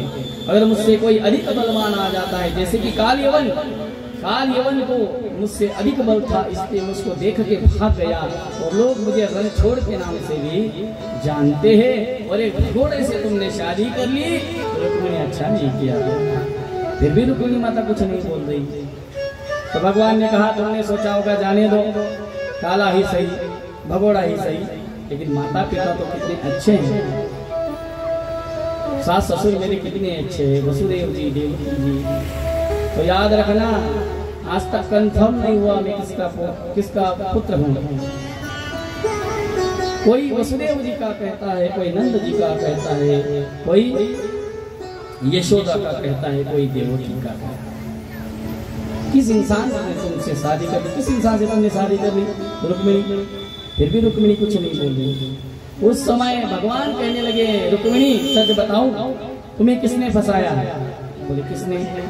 जो संत हमेशा मेरा गुणगान कहते हैं और मेरा गुणगान करके हमेशा मेरा वर्णन करते रहते हैं कथाओं में, कीर्तन में, सारी जगह उन्हीं ने तुमको फंसाया है, क्योंकि वो हमेशा मेरे अच्छे गुणों को गाते हैं और वही गुण सुन सुन के तुमने अपना मन बना लिया कि मैं केवल द्वारिकाधीश से शादी करूंगी। लेकिन याद रखना जिसने खुद का संसार बसाया नहीं, जिसने खुद जिन फकीर लोगों ने, साधु संतों ने खुद संसार किया नहीं, विवाह किया नहीं, उनकी बात मान के तुमने शादी कर ली, रुक्मिणी अच्छी बात नहीं है। देखो अगर तुम्हारी इच्छा हो तो अभी डाइवोर्स पेपर तैयार है।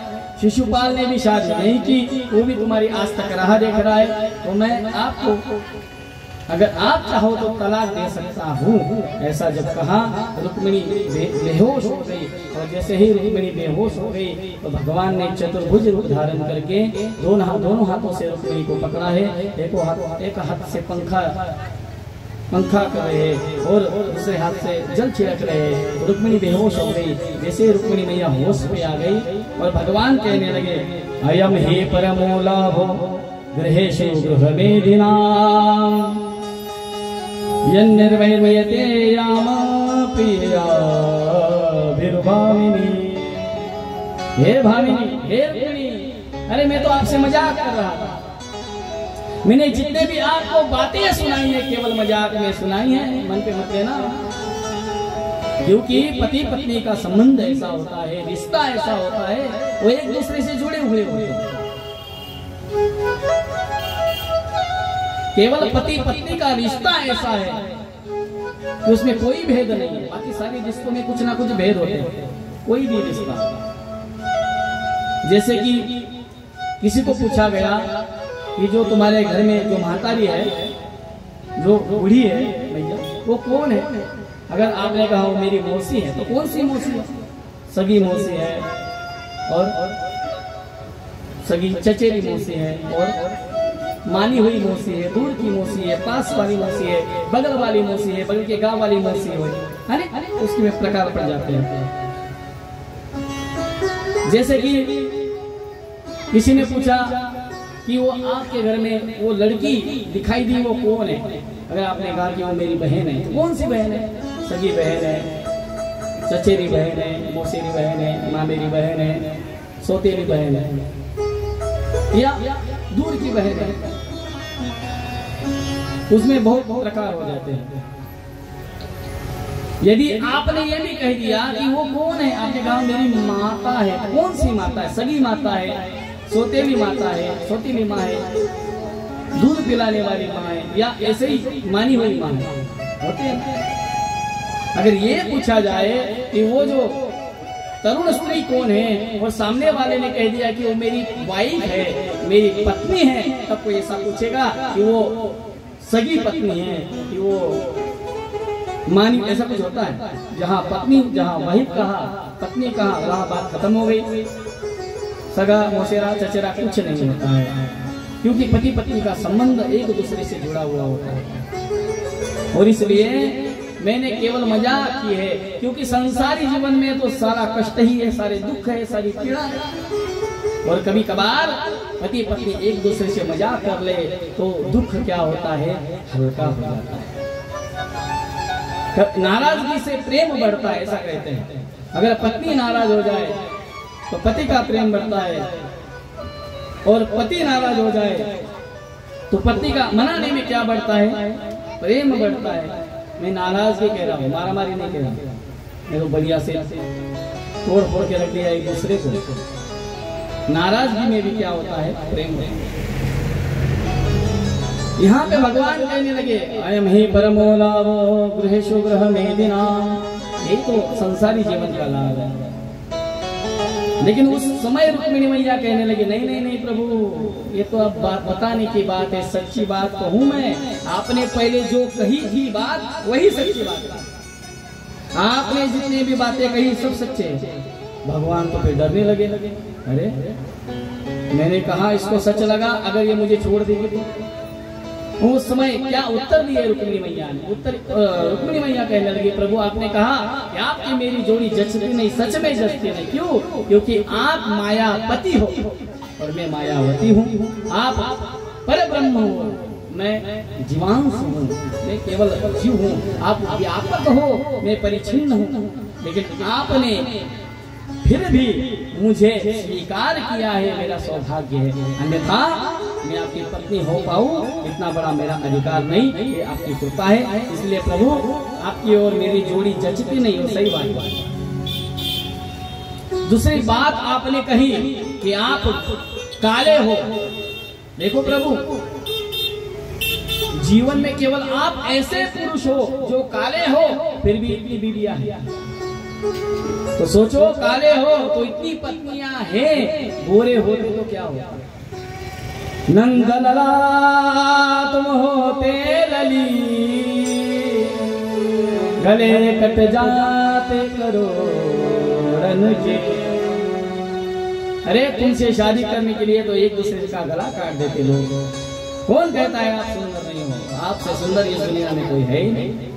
आपने कहा कि आप डरपोक हो। जिस भक्त के मन में कुछ कामना है, जिस भक्त के मन में कुछ इच्छा है, जिस भक्त के मन में नाना प्रकार की इच्छाएं भरी हुई है, उसके मन में आप जाने से डरते हो। लेकिन जिस भक्त के मन में कुछ भी कामना नहीं है, आप उसके मन में अवश्य जाते हो। इसलिए उस हिसाब से आप डरते हो। आपने बात कही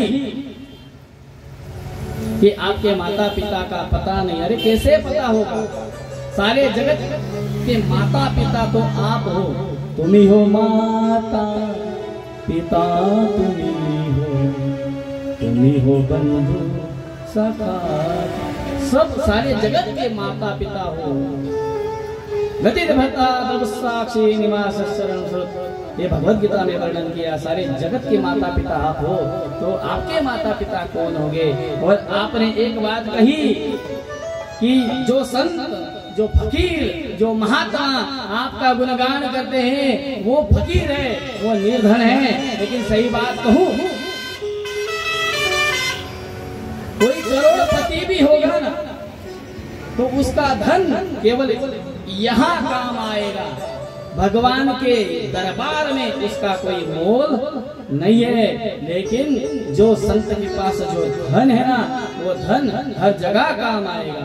इसलिए तो कहते पायो जी मैंने राम रतन धन पायो, पायो जी मैंने राम रतन धन पायो, पायो जी मैंने राम रतन धन पायो, पायो जी मैंने राम रतन धन पायो। वस्तु अमालिक दी मेरे सतगुरु, अमोलिक दी मेरे सतगुरु, वस्तु अमालिक दी मेरे सतगुरु, वस्तु अमोलिक दी मेरे सतगुरु। बनायो पायो जी मैंने राम रतन धन पायो, पायो जी मैंने राम रतन धन पायो, पायो जी मैंने राम रतन धन पायो, पायो जी मैंने राम रतन धन पायो।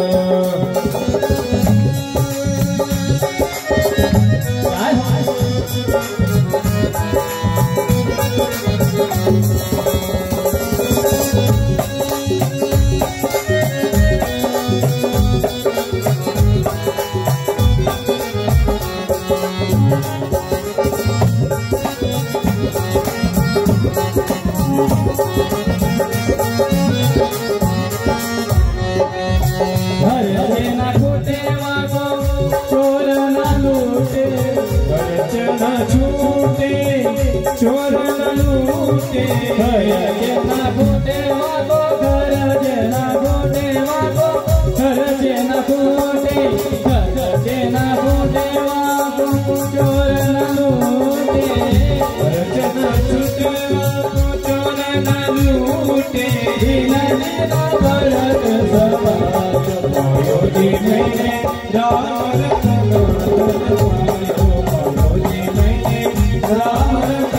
धन पायो, पायो जी मैंने राम रतन धन पायो, पायो जी मैंने राम रतन धन पायो, पायो जी मैंने राम रतन धन पायो, पायो जी मैंने राम रतन धन पायो।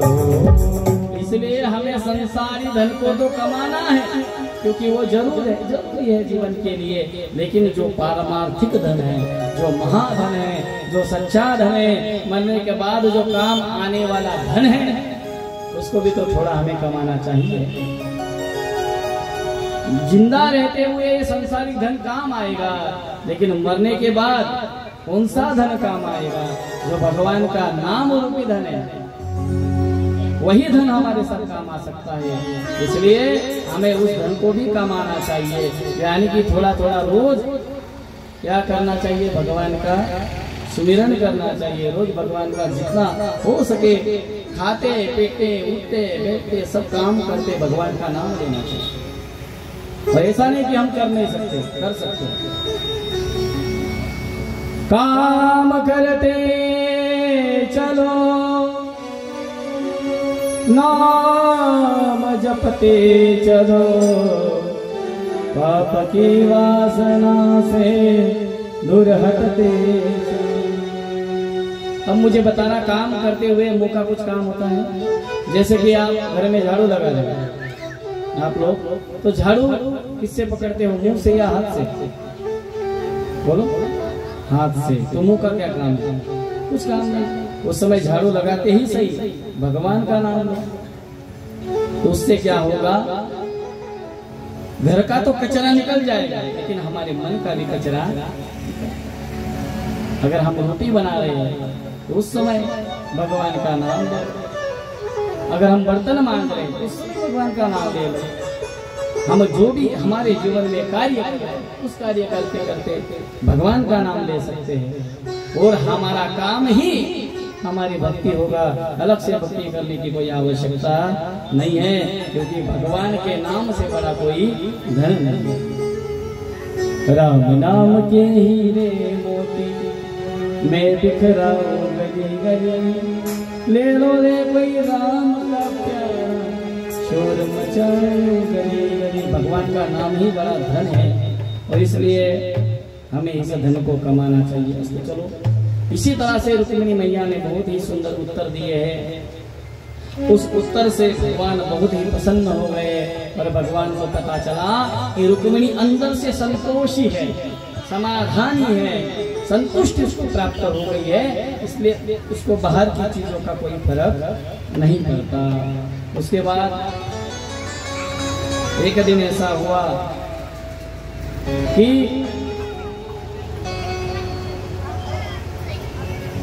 जो प्रद्युम्न है उनकी दूसरा विवाह हो रहा था।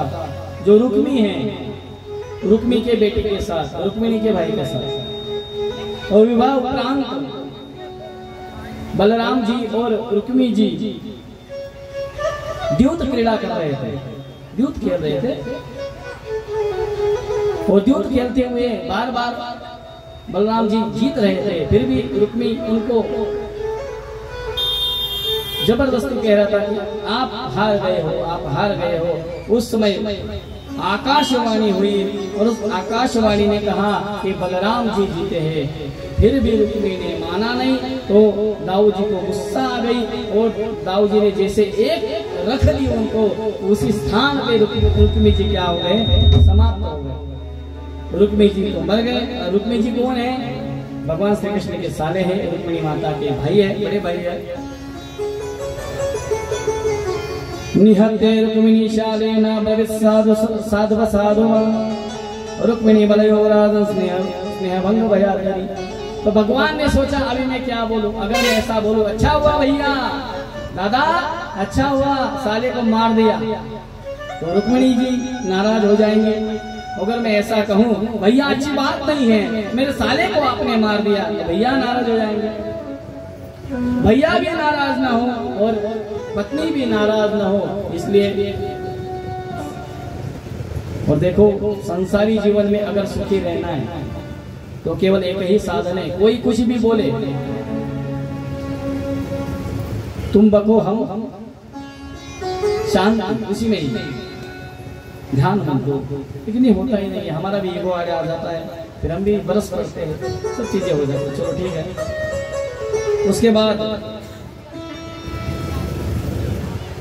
जो उपमन्यु है, जो अनिरुद्ध जी, उनके विवाह का प्रसंग आता है। चित्रलेखा से उनका विवाह होता है, बाणासुर भगवान श्री कृष्ण से युद्ध करते हैं, वो प्रसंग यहाँ पे सुनाया गया है। उसके बाद एक दिन भगवान अपने बेटों के साथ द्वारिका में घूम रहे थे और उनको उपदेश कर रहे थे कि देखो, जीवन में 4 चीजें ऐसी होती है कि उसका कभी अभिमान नहीं करना चाहिए। पहली तो ऐसी चीज है, वो है रूप। रूप का हमें अभिमान नहीं करना चाहिए। चलो भगवान ने जैसा दिया है दिया, हमारी नाक बढ़िया है बढ़िया है, रंग गोरा है तो चेहरा अच्छा है अच्छा है, बुरा है बुरा है, काला है काला है, ठीक है, जो है भगवान का है। लेकिन क्या होता है, जो अच्छे दिखते हैं वो बुरे दिखने वालों को क्या करते हैं, कौन करते हैं, उन पे कुछ ना कुछ कमेंट करते हैं। हालांकि ये नहीं करनी चाहिए, क्योंकि जो बनाया है सब भगवान ने बनाया है। लेकिन किसी किसी को अपने रूप का बहुत ही अभिमान होता है। लेकिन याद रखना, अति सुंदरता भी जीवन के लिए हानिकारक हो सकती है। इसलिए रूप का कभी अभिमान मत करो, क्योंकि ये रूप ज्यादा दिन टिकेगा। एक दिन हमारे बाल कितने भी लंबे घने होंगे, काले होंगे, वो सफेद होने ही वाले, शायद वो बीच में से उड़ भी जाए, कुछ कह नहीं सकते। फिर आदिवासी तेल लगाओ या कुछ भी लगाओ, जो जाएंगे वो चले जाएंगे। हाँ, जो होने वाला है होने वाला है। आप कितनी भी वो लिपस्टिक लगाओ, कुछ भी क्रीम लगाओ, झुर्रियां आने वाली है, आने ही वाली है। आंखों के नीचे खड्डे पड़ने वाले चीजें होंगे ही, कितना भी संभालो।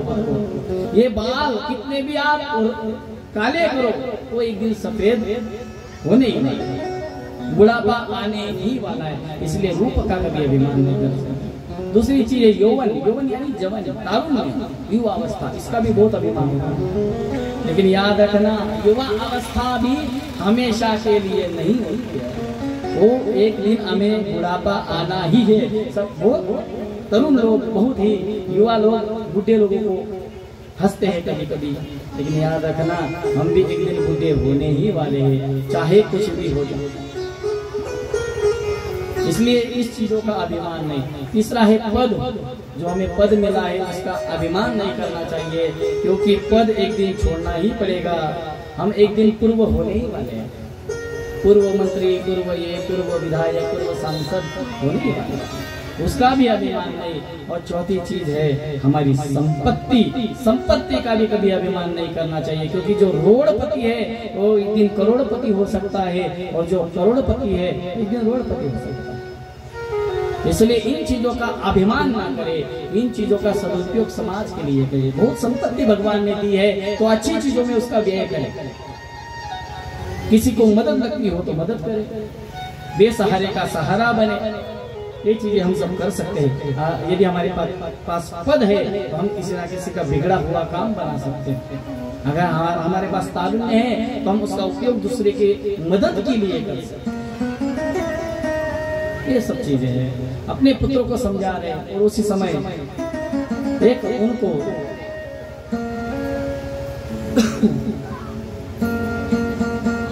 गिरगिट दिखाई दिया। भगवान ने उस गिरगिट को कुएं में देखा, भगवान ने उसको बाहर निकाला, और जैसे ही भगवान का स्पर्श उसको हुआ वो मनुष्य रूप में बदल गया। और भगवान ने पूछा कि आप कौन हो? वो कहने लगा, ध्रुवो नाम नरेंद्रो हम इक्ष्वाकु तनय प्रभो दानिश्वाख्यायमानेषु यदि ते कर्णस्पृशम। तो अभिमान से कहने लगा, शायद आपने मेरा नाम सुना होगा, मेरा नाम नृग है, नृग, और मैं बहुत दानशूर था, इतना दानशूर था कि मैं रोज लाखों गाय दान करता था, गैया दान कर देता था, मैं इतना दानशूर था। भाई इतना दानशूर थे तो फिर आप गिरगिट क्यों बने? क्योंकि गिरगिट हमेशा रंग बदलता है, तो आप गिरगिट क्यों बने? उन्होंने कहा कि मुझसे गलती हो गई, गलती से मैंने एक ब्राह्मण को जो गैया दान की थी वो दूसरे दिन वो ब्राह्मण से छूट के फिर वापस हम मेरी गैयों में आ गई, उनमें मिल गई, मुझे पता नहीं चला। फिर मैंने दूसरे ब्राह्मण को दान की हुई गैया फिर से दान कर दी, और दोनों ब्राह्मणों का झगड़ा होने लगा। पहले वाला ब्राह्मण कहने लगा मेरी गैया है, दूसरा वाला कहने लगा मेरी गैया है। पहला कहने लगा मुझे कल दान की थी, दूसरे ब्राह्मण कहने लगे मुझे आज दान की। दोनों झगड़ा करने लगे, राजा के पास आ गए। राजा को दोनों कहने लगे कि ये मेरी गैया है, मेरी गैया है। गलती ध्यान में आ गई, तब राजा ने कहा आप ऐसा करो, इसके बदले में और अनेक गाय ले जाओ। दोनों ने कहा नहीं, चाहिए तो मुझे यही गाय चाहिए, अन्यथा नहीं चाहिए। दोनों उस गैया को छोड़ के निकल गए, वो दान अधूरा ले गया, और इसके कारण में गिरगिट बना हुआ। तो ये कथा हमें सिखाती है, यदि हमारे मुंह से कुछ वचन निकल गए तो हमें उससे कुछ रुचि भी हो जाए, हमें पूरा ही करना है। यदि हमने बोल दिया कि चलो हम ऐसा कर देंगे, हम 10,000 दे देंगे, हम 20,000 दे देंगे, मुंह से तो निकल गया। अगर नहीं दिया तो याद रखना नरक में जाना ही पड़ेगा। एक तो मुंह से निकालो मत, अगर मुंह से निकल गया है तो प्राण चले गए तो भी चलेगा, लेकिन उस चीज को पूरा करना चाहिए। तो गलती से दान की हुई गाय अगर नृग राजा से दान हो जाती है तो वो गिरगिट बन जाता है। तो याद रखना, अगर हमने कुछ झूठा बोला होगा, बहुत सारे लोग ऐसे मुंह से निकाल देते हैं कि मैं अभी तो संन्यास ले लूंगा, बस मैं शादी नहीं करूंगा, लेकिन जैसे ही अच्छी कन्या मिल जाती है तुरंत शादी कर देते हैं। तो ये भी अपराध है। अगर मुंह से निकल गया है संन्यास लेना तो संन्यास ले लो, अन्यथा चुप बैठो, समय से शादी करो। मुंह से झूठी चीजें नहीं निकलनी चाहिए, तो उसका बहुत बड़ा दोष होता है। और इसलिए उसका उद्धार भगवान ने किया है। और भगवान अपने बच्चों को कहने लगे, याद रखना बच्चों, किसी को तकलीफ मत देना, और खास करके संतों को और ब्राह्मणों को तो कभी तकलीफ मत देना। क्यों? क्योंकि अगर आप किसी दूसरे को तकलीफ दोगे ना तो केवल तकलीफ देने वाला मर जाएगा। यदि आप मुझे हलाहल विष से भी बचाने का कहोगे तो मैं बचा सकता हूँ, क्योंकि हलाहल विष पीने वाला अकेला मरता है, उसके साथ उसका परिवार नहीं मिलता मरता। ना हम हलाहल मन्ने विषयस्य प्रतिर्भुवि ब्रह्मत्वं हि संप्रोक्तम नास्य प्रतिर्विधिर्भुवि। तब वो कहने लगे कि विष पीने वाला अकेला मरता है, लेकिन ब्राह्मण का अपराध करने वाले का पूरा परिवार खत्म हो जाता है। संतों का अपराध करने वाला, इसलिए संतों की सेवा न कर सको तो मत करो, ब्राह्मण की सेवा नहीं कर सकते तो मत करो, लेकिन उनकी कुचेष्टा मत करो, उनका मजाक मत उड़ाओ, बुरी चीज। भगवान कहते हैं कि किसी दूसरे का अपराध करोगे तो केवल उसको शिक्षा मिलेगी, लेकिन ब्राह्मण संतों का अपमान करोगे कूलम सुमलम समूलम दहति ब्रह्म स्वर्ण पाव कहा, उसके सारे कुल का नाश हो जाता है। इसलिए ब्राह्मण का अपराध मत करना। लेकिन वही गलती उनके बच्चों से हुई है, आप सुनोगे आगे। अपने बच्चों को संकेत दे दिया है। यहाँ पे गर्मी का मौसम प्रारंभ हो गया और चैत्र मास प्रारंभ होते ही भीषण गर्मी गिरने लगी। बलराम दादा ने कहा कि द्वारिका में तो बहुत गर्मी है, चलो वृंदावन चलते हैं, ब्रज में चलते हैं। तो भगवान ने कहा दादा आप चले जाओ, मैं नहीं आऊंगा। और अकेले ही बलराम जी दाऊ दादा 2 मास के लिए, 2 महीने के लिए कहाँ आ गए? वृंदावन में आ गए। 2 मास हो तत्र चान्वित सिंधु वहां आ गए 2 मास के लिए, चैत्र और वैशाख मास में। और अपने मित्रों के साथ नंद बाबा यशोदा सभी गोपियों के साथ बलराम जी मिले हैं। और एक दिन अपने मित्रों के साथ उनको स्नान करने की इच्छा हुई, नहाने की इच्छा हुई, लेकिन जमुना तो बहुत दूर थी, जैसे कि नर्मदा जी हमसे थोड़ी दूर है। तब उस समय बलराम जी ने आज्ञा की, हे यमुना मुझे स्नान करने की इच्छा हो रही है, आओ यहाँ पे। जमुना जी ने कहा वाह रे वाह आओ। ऐसे तो मैं किसी की भी कहने से जाने लगी तो लोग वहां नहीं आएंगे, ना तुलसी घाट आएंगे ना शिवनी संगम, हो गई मैया यहाँ तो मुझे माधोपुर में आना पड़ेगा बार बार, मैं नहीं आऊंगा। बलराम दाऊ जी तो गुस्सा हो गए। पापे तुम माम अवज्ञाय जन्नया से मया होता है, पापिनी तू मुझे जानती नहीं मैं कौन हूँ, मैं शेष शेष, केवल मैं बचता हूँ, सारी दुनिया निशेष हो जाती है। मैं तुझे मिटा के रख दूंगा। और जैसे ही हल उठाया है और हल से उस जमुना जी को समाप्त करने लगे, जमुना जी टेढ़ी मेढ़ी बहने लगी, तो जमुना जी क्षमा मांग रहे, राम राम महाबाहो न जाने तब विक्रमम जैसे कांसेन विदुता जननी जगतापते, हे प्रभु मुझे क्षमा करे।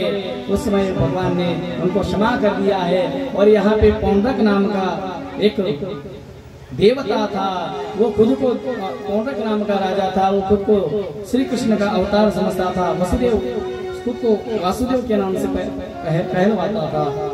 उसने भगवान को पत्र लिख दिया कि मैं भगवान हूँ और आप भगवान नहीं हो। उस समय भगवान ने कहा चलो मेरे दूसरे भगवान के दर्शन कराओ। तो वो पौंड्रक नगरी में चले गए, तो वहाँ पे देखा उसको चतुर्भुज हो गया, उसके पास गरुड़ है, सारी चीजें। भगवान प्रसन्न हो गए, रीझ गए, सुदर्शन चक्र से उसका मस्तक काट दिया, उसका उद्धार भगवान ने कर दिया है। और इस प्रकार भगवान का गृहस्थ जीवन देखने के लिए एक दिन नारद जी आए। और नारद जी ने भगवान से कहा कि हे प्रभु बहुत दिन हो गए, अब थक गए यहाँ वहाँ दौड़ते दौड़ते, तो कहो नारद जी क्या इच्छा है आपकी? अभी तो एक ही इच्छा है कि जैसे घर में पैर रखते ही गरम गरम चाय मिल जाए पीने के लिए, गरम गरम भोजन मिल जाए, बस सारी व्यवस्था हो जाए, ऐसी इच्छा है। तो भगवान ने कहा कोई चिंता की बात नहीं, मैं ऐसा करता हूँ। आपको क्या तकलीफ है? बोले रोज कपड़े धोने की तकलीफ है, कोई दिक्कत नहीं है, मैं वॉशिंग मशीन मंगा देता हूँ। उन्होंने कहा रोज खाना बनाने की दिक्कत है, अच्छा है मैं बाहर से होटल से डिब्बा मंगा देता हूँ। उन्होंने कहा प्रभु आप मेरी बात समझ नहीं है। बोले आप कहो ना, मुझे ऐसा मशीन चाहिए जो मुझसे पहले उठे, मुझे नहाने के लिए बाथरूम में गरम गरम पानी दे, मेरे नहाने के बाद मेरे कपड़े मेरे हाथों में दे, मेरे कपड़े पहनने के बाद मुझे मेरे हाथों में चाय की प्याली दे, चाय पीने के बाद गरम गरम पोहा हो, गरम गरम जो कुछ भी आप खा रहे हो इतने दिनों से वो हो, गरम गरम जो भी होगा, आलू बंडा हो या ढोकला हो, जो भी वो बना के दे। भोजन के समय पे गरम गरम भोजन परोस के दे। अगर मैं रात को मुझे नींद आए तो मेरे पैरों की मेरे सर की मालिश कर दे, मेरे पैरों को दबा दे, ऐसा मशीन मुझे चाहिए। भगवान ने कहा ऐसा तो मशीन मेरा भी नहीं है, तो आपको कहाँ से दूं? आपको क्या कहना है? बोले मुझे विवाह करना है। अच्छा विवाह करना है, कोई दिक्कत नहीं, चलो किसी शादी में जाता हूँ, कोई अच्छी कन्या देखी आपके बाद बना देता हूँ। उन्होंने कहा इतना समय नहीं है, फिर ऐसा करो आपके पास इतनी पत्नी है, कोई एक दे दो। भगवान ने कहा अच्छा ठीक है, कोई दिक्कत नहीं। जिस घर में मैं नहीं, जिस महल में मैं नहीं होऊंगा, वो पत्नी आपकी हो जाएगी, ऐसा भगवान ने कहा। और डोलते डोलते डोलते सुबह से शाम हो गई, लेकिन जहाँ भी नारद जी जाते हैं वहाँ भगवान दिखाई देते हैं। अंत में नारद जी भी थक जाते हैं, भगवान से कहते क्षमा करना प्रभु, मुझसे गलती हो गई। और उस समय भगवान भी कहते थच्चिए लोक में मम्मा से पुत्र माँ के कि कोई बात नहीं है। उसके बाद भगवान की जो दिनचर्या है उस दिनचर्या के बारे में यहाँ दिया गया है। उसके बाद जिस झांकी का आप इंतजार कर रहे सुदाम जी के चरित्र का, वो थोड़ा सुदाम जी का चरित्र में सुना दूं, उसके बाद झांकी हो जाएगी। क्योंकि चरित्र बहुत ही मीठा सुंदर है, लेकिन झांकी में थोड़ा आप सब झांकी आई तो सब कथा भूल जाते हो, मेरे तरफ भी ध्यान नहीं देते हो, तो थोड़ा सुदाम जी का चरित्र, उसके बाद झांकी और हमारी कथा आज समाप्त हो जाएगी। तो उस समय परीक्षित ने कहा कि मैंने भगवान के बहुत चरित्र सुन लिए, अभी कोई भक्त की कथा मुझे सुनाओ। उस समय सुखदेव जी कहने लगे कृष्णस्यासि सखा कश्चित् ब्राह्मणो ब्रह्मवित्तमः विरक्त इंद्रियार्थेषु प्रशांतात्मा जितेंद्रिया। तो भगवान के बालपन का सखा अलग होते हैं, मित्र अलग होते हैं और फ्रेंड अलग होते हैं। हाँ सब अलग होते हैं। सखा का उल्टा करो। सखा का उल्टा क्या होता है? खास। जो हमारे जीवन में खास है, हमारे दिल के आसपास है, छोटी चीज, बड़ी से बड़ी चीज हम जिससे शेयर कर सकते हैं, बता सकते हैं, उसे सखा कहा जाता है। आंख मूंद के भी भरोसा कर सकते हैं, उसे सखा कहा जाता है। और सखा केवल एक दो होते हैं, ज्यादा नहीं होते। मित्र हमारे जीवन में, मित्र किसे कहते हैं कि उन्हें हम सारी चीजें नहीं बता सकते, लेकिन वो सुख में भी साथ होते हैं और दुख में भी साथ होते हैं, उसे मित्र कहा जाता है। और एक होते फ्रेंड, जो खाली फ्रेंड होते हैं, अगर कुछ जरूरत पड़ जाए तो सबसे पहले मोबाइल स्विच ऑफ वही करते हैं, उसे फ्रेंड कहा जाता है। इसलिए फ्रेंड भी मत बनाओ और मित्र भी मत बनाओ, बनाना है तो अपने जीवन में सखा बनाओ। भगवान के दो ही सखा है। वैसे तो गोकुल में तो बहुत है, लेकिन गोकुल छोड़ने के बाद दो ही सखा है, एक है सुदाम जी और दूसरे है उद्धव जी, तीसरे सखा नहीं। और यहाँ सुदाम जी की कथा आ रही है। सुदाम जी का नाम तो नहीं है, लेकिन उनका लक्षण बताया गया है। सुदाम जी कैसे? कृष्णस्यासि सखा, वो कृष्ण के सखा है। ब्राह्मणों, ब्राह्मण है, और केवल जाति के, केवल वर्ण के ब्राह्मण नहीं है, तो ब्रह्मवित्त ब्राह्मण, वो ब्रह्म ज्ञानी ब्राह्मण है, वो भगवान को जानने वाले ब्राह्मण हैं। और ऐसे होते हुए भी विरक्त इंद्रियार्थेषु, अपने विरक्त है, उनकी इंद्रियों को किसी भी प्रकार की चीज की लालसा नहीं है। और प्रशांतात्मा जितेंद्रिया, प्रशांत है। शांत अलग होता है, प्रशांत अलग होता है। जो कभी कभार गुस्सा करे वो शांत होता है, और जो किसी भी परिस्थिति में गुस्सा न करे वो प्रशांत होता है। प्रशांत आत्मा जितेंद्रिया। अवस्था ऐसी है घर की कि 2-2, 3-3, 4-4 दिनों तक केवल जल पीना पड़ता है। हमारी तरह नहीं। हम सवेरे हम अगर दिन भर व्रत करेंगे, दिन भर चाय पिएंगे, फल खाएंगे, फिर भी शाम तक हमारे चेहरा ऐसा मुरझा जाता है। लेकिन वो 4-4 दिनों तक केवल जल पे रहते, फिर भी कभी भगवान से गुस्सा नहीं, कभी भगवान से कुछ कहते नहीं, केवल श्री कृष्ण जय कृष्ण श्री कृष्ण यही गाते रहते। उनकी पत्नी थी, उनकी पत्नी कैसी थी? पतिव्रता पतिम्राहम्यायता वदनेन सा दरिद्रा सिरमाना सा वेदमाना विगम्यत। उनकी पत्नी थी, पतिव्रता थी। पतिव्रता यानी पति की आज्ञा में रहे। म्लायता वदनेन सा, लेकिन बच्चों को भूखा देखे उसको हमेशा दुख होता। दरिद्रा सीतमाना पावे पवाना विगम्यत। एक दिन उनको पता चला कि मेरे जो पति है वो द्वारिकाधीश श्री कृष्ण के मित्र हैं। तो अपने पति से कहने लगे, अजी सुनते हो कि आपने कभी मुझे बताया नहीं कि आप श्री कृष्ण जी के द्वारिकाधीश के मित्र हो? सुदाम जी कहने लगे, अरे मित्र नहीं, बचपन को मैं सखा हूँ, बचपन से उसकी मेरी यारी है।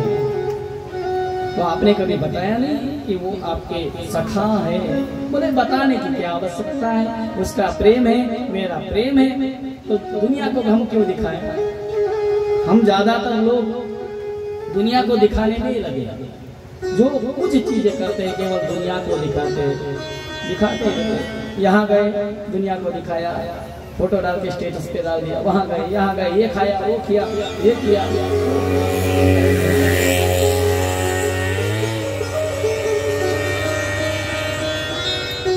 वे to Jabalpur, way to Amarkantak, way to Gada Sarai, चलता ही रहता है सबका।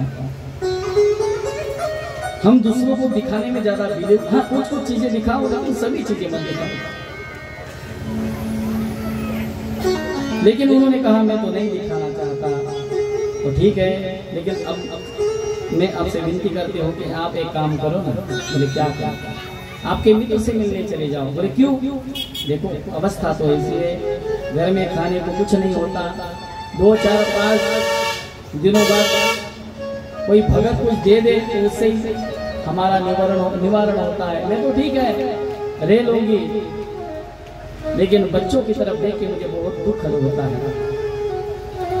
उस समय सुदाम जी ने कहा, अरे जो हमारे जीवन में लिखा है वो होगा, लेकिन मैं नहीं जाऊंगा श्री कृष्ण के पास, और मांगने के लिए तो कभी नहीं जाऊंगा। मैं मित्र से क्यों मांगू, मेरे सखा है, मैं क्यों मांगू? बार बार मनाने के बाद एक दिन मन में आई, अयम ही परमो लाभो उत्तम श्लोक दर्शनम। अरे भगवान के दर्शन जैसा कोई जीवन में लाभ नहीं, और यदि ये लाभ मुझे मिलने वाला है तुम इससे वंचित क्यों हो? तो कहा, हे सुशीला ठीक है मैं जाऊंगा मुझे मेरे मित्र से मिलने, लेकिन नियम ऐसा है कि मित्र से जब मिलने जाते हैं या मंदिर में जाते हैं या किसी संत के पास जाते हैं या कथा में जाते हैं तो रिक्त हस्तम न गच्छामि, खाली हाथ से नहीं जाना चाहिए। अगर आप कथा में भी आते हो तो खाली हाथ से नहीं जाना है। कथा होने के बाद किसी की अच्छी चप्पल देख के लेके जाना, मेरी मत लेके जाना रही मेरा।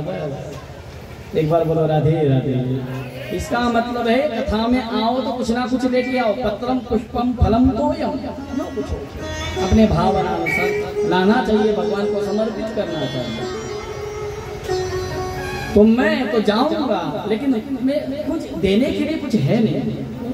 तो सुशीला कहने लगी, चिंता मत करो, हम हैं तो क्या बने, नहीं जाते। 4-5 घरों में गई, कहा कि मेरे पति जा रहे हैं द्वारिकाधीश से मिलने और द्वारिकाधीश कुछ ना कुछ देंगे, तो आप कुछ दे दो, मैं आपको वापस कर दूंगी। तब उन स्त्रियों ने सोचा ये क्या वापस करेंगे। वो जो तंदूर थे वो अच्छे तंदूर वो एक साइड निकाल के जो नीचे टुकड़े हुए थे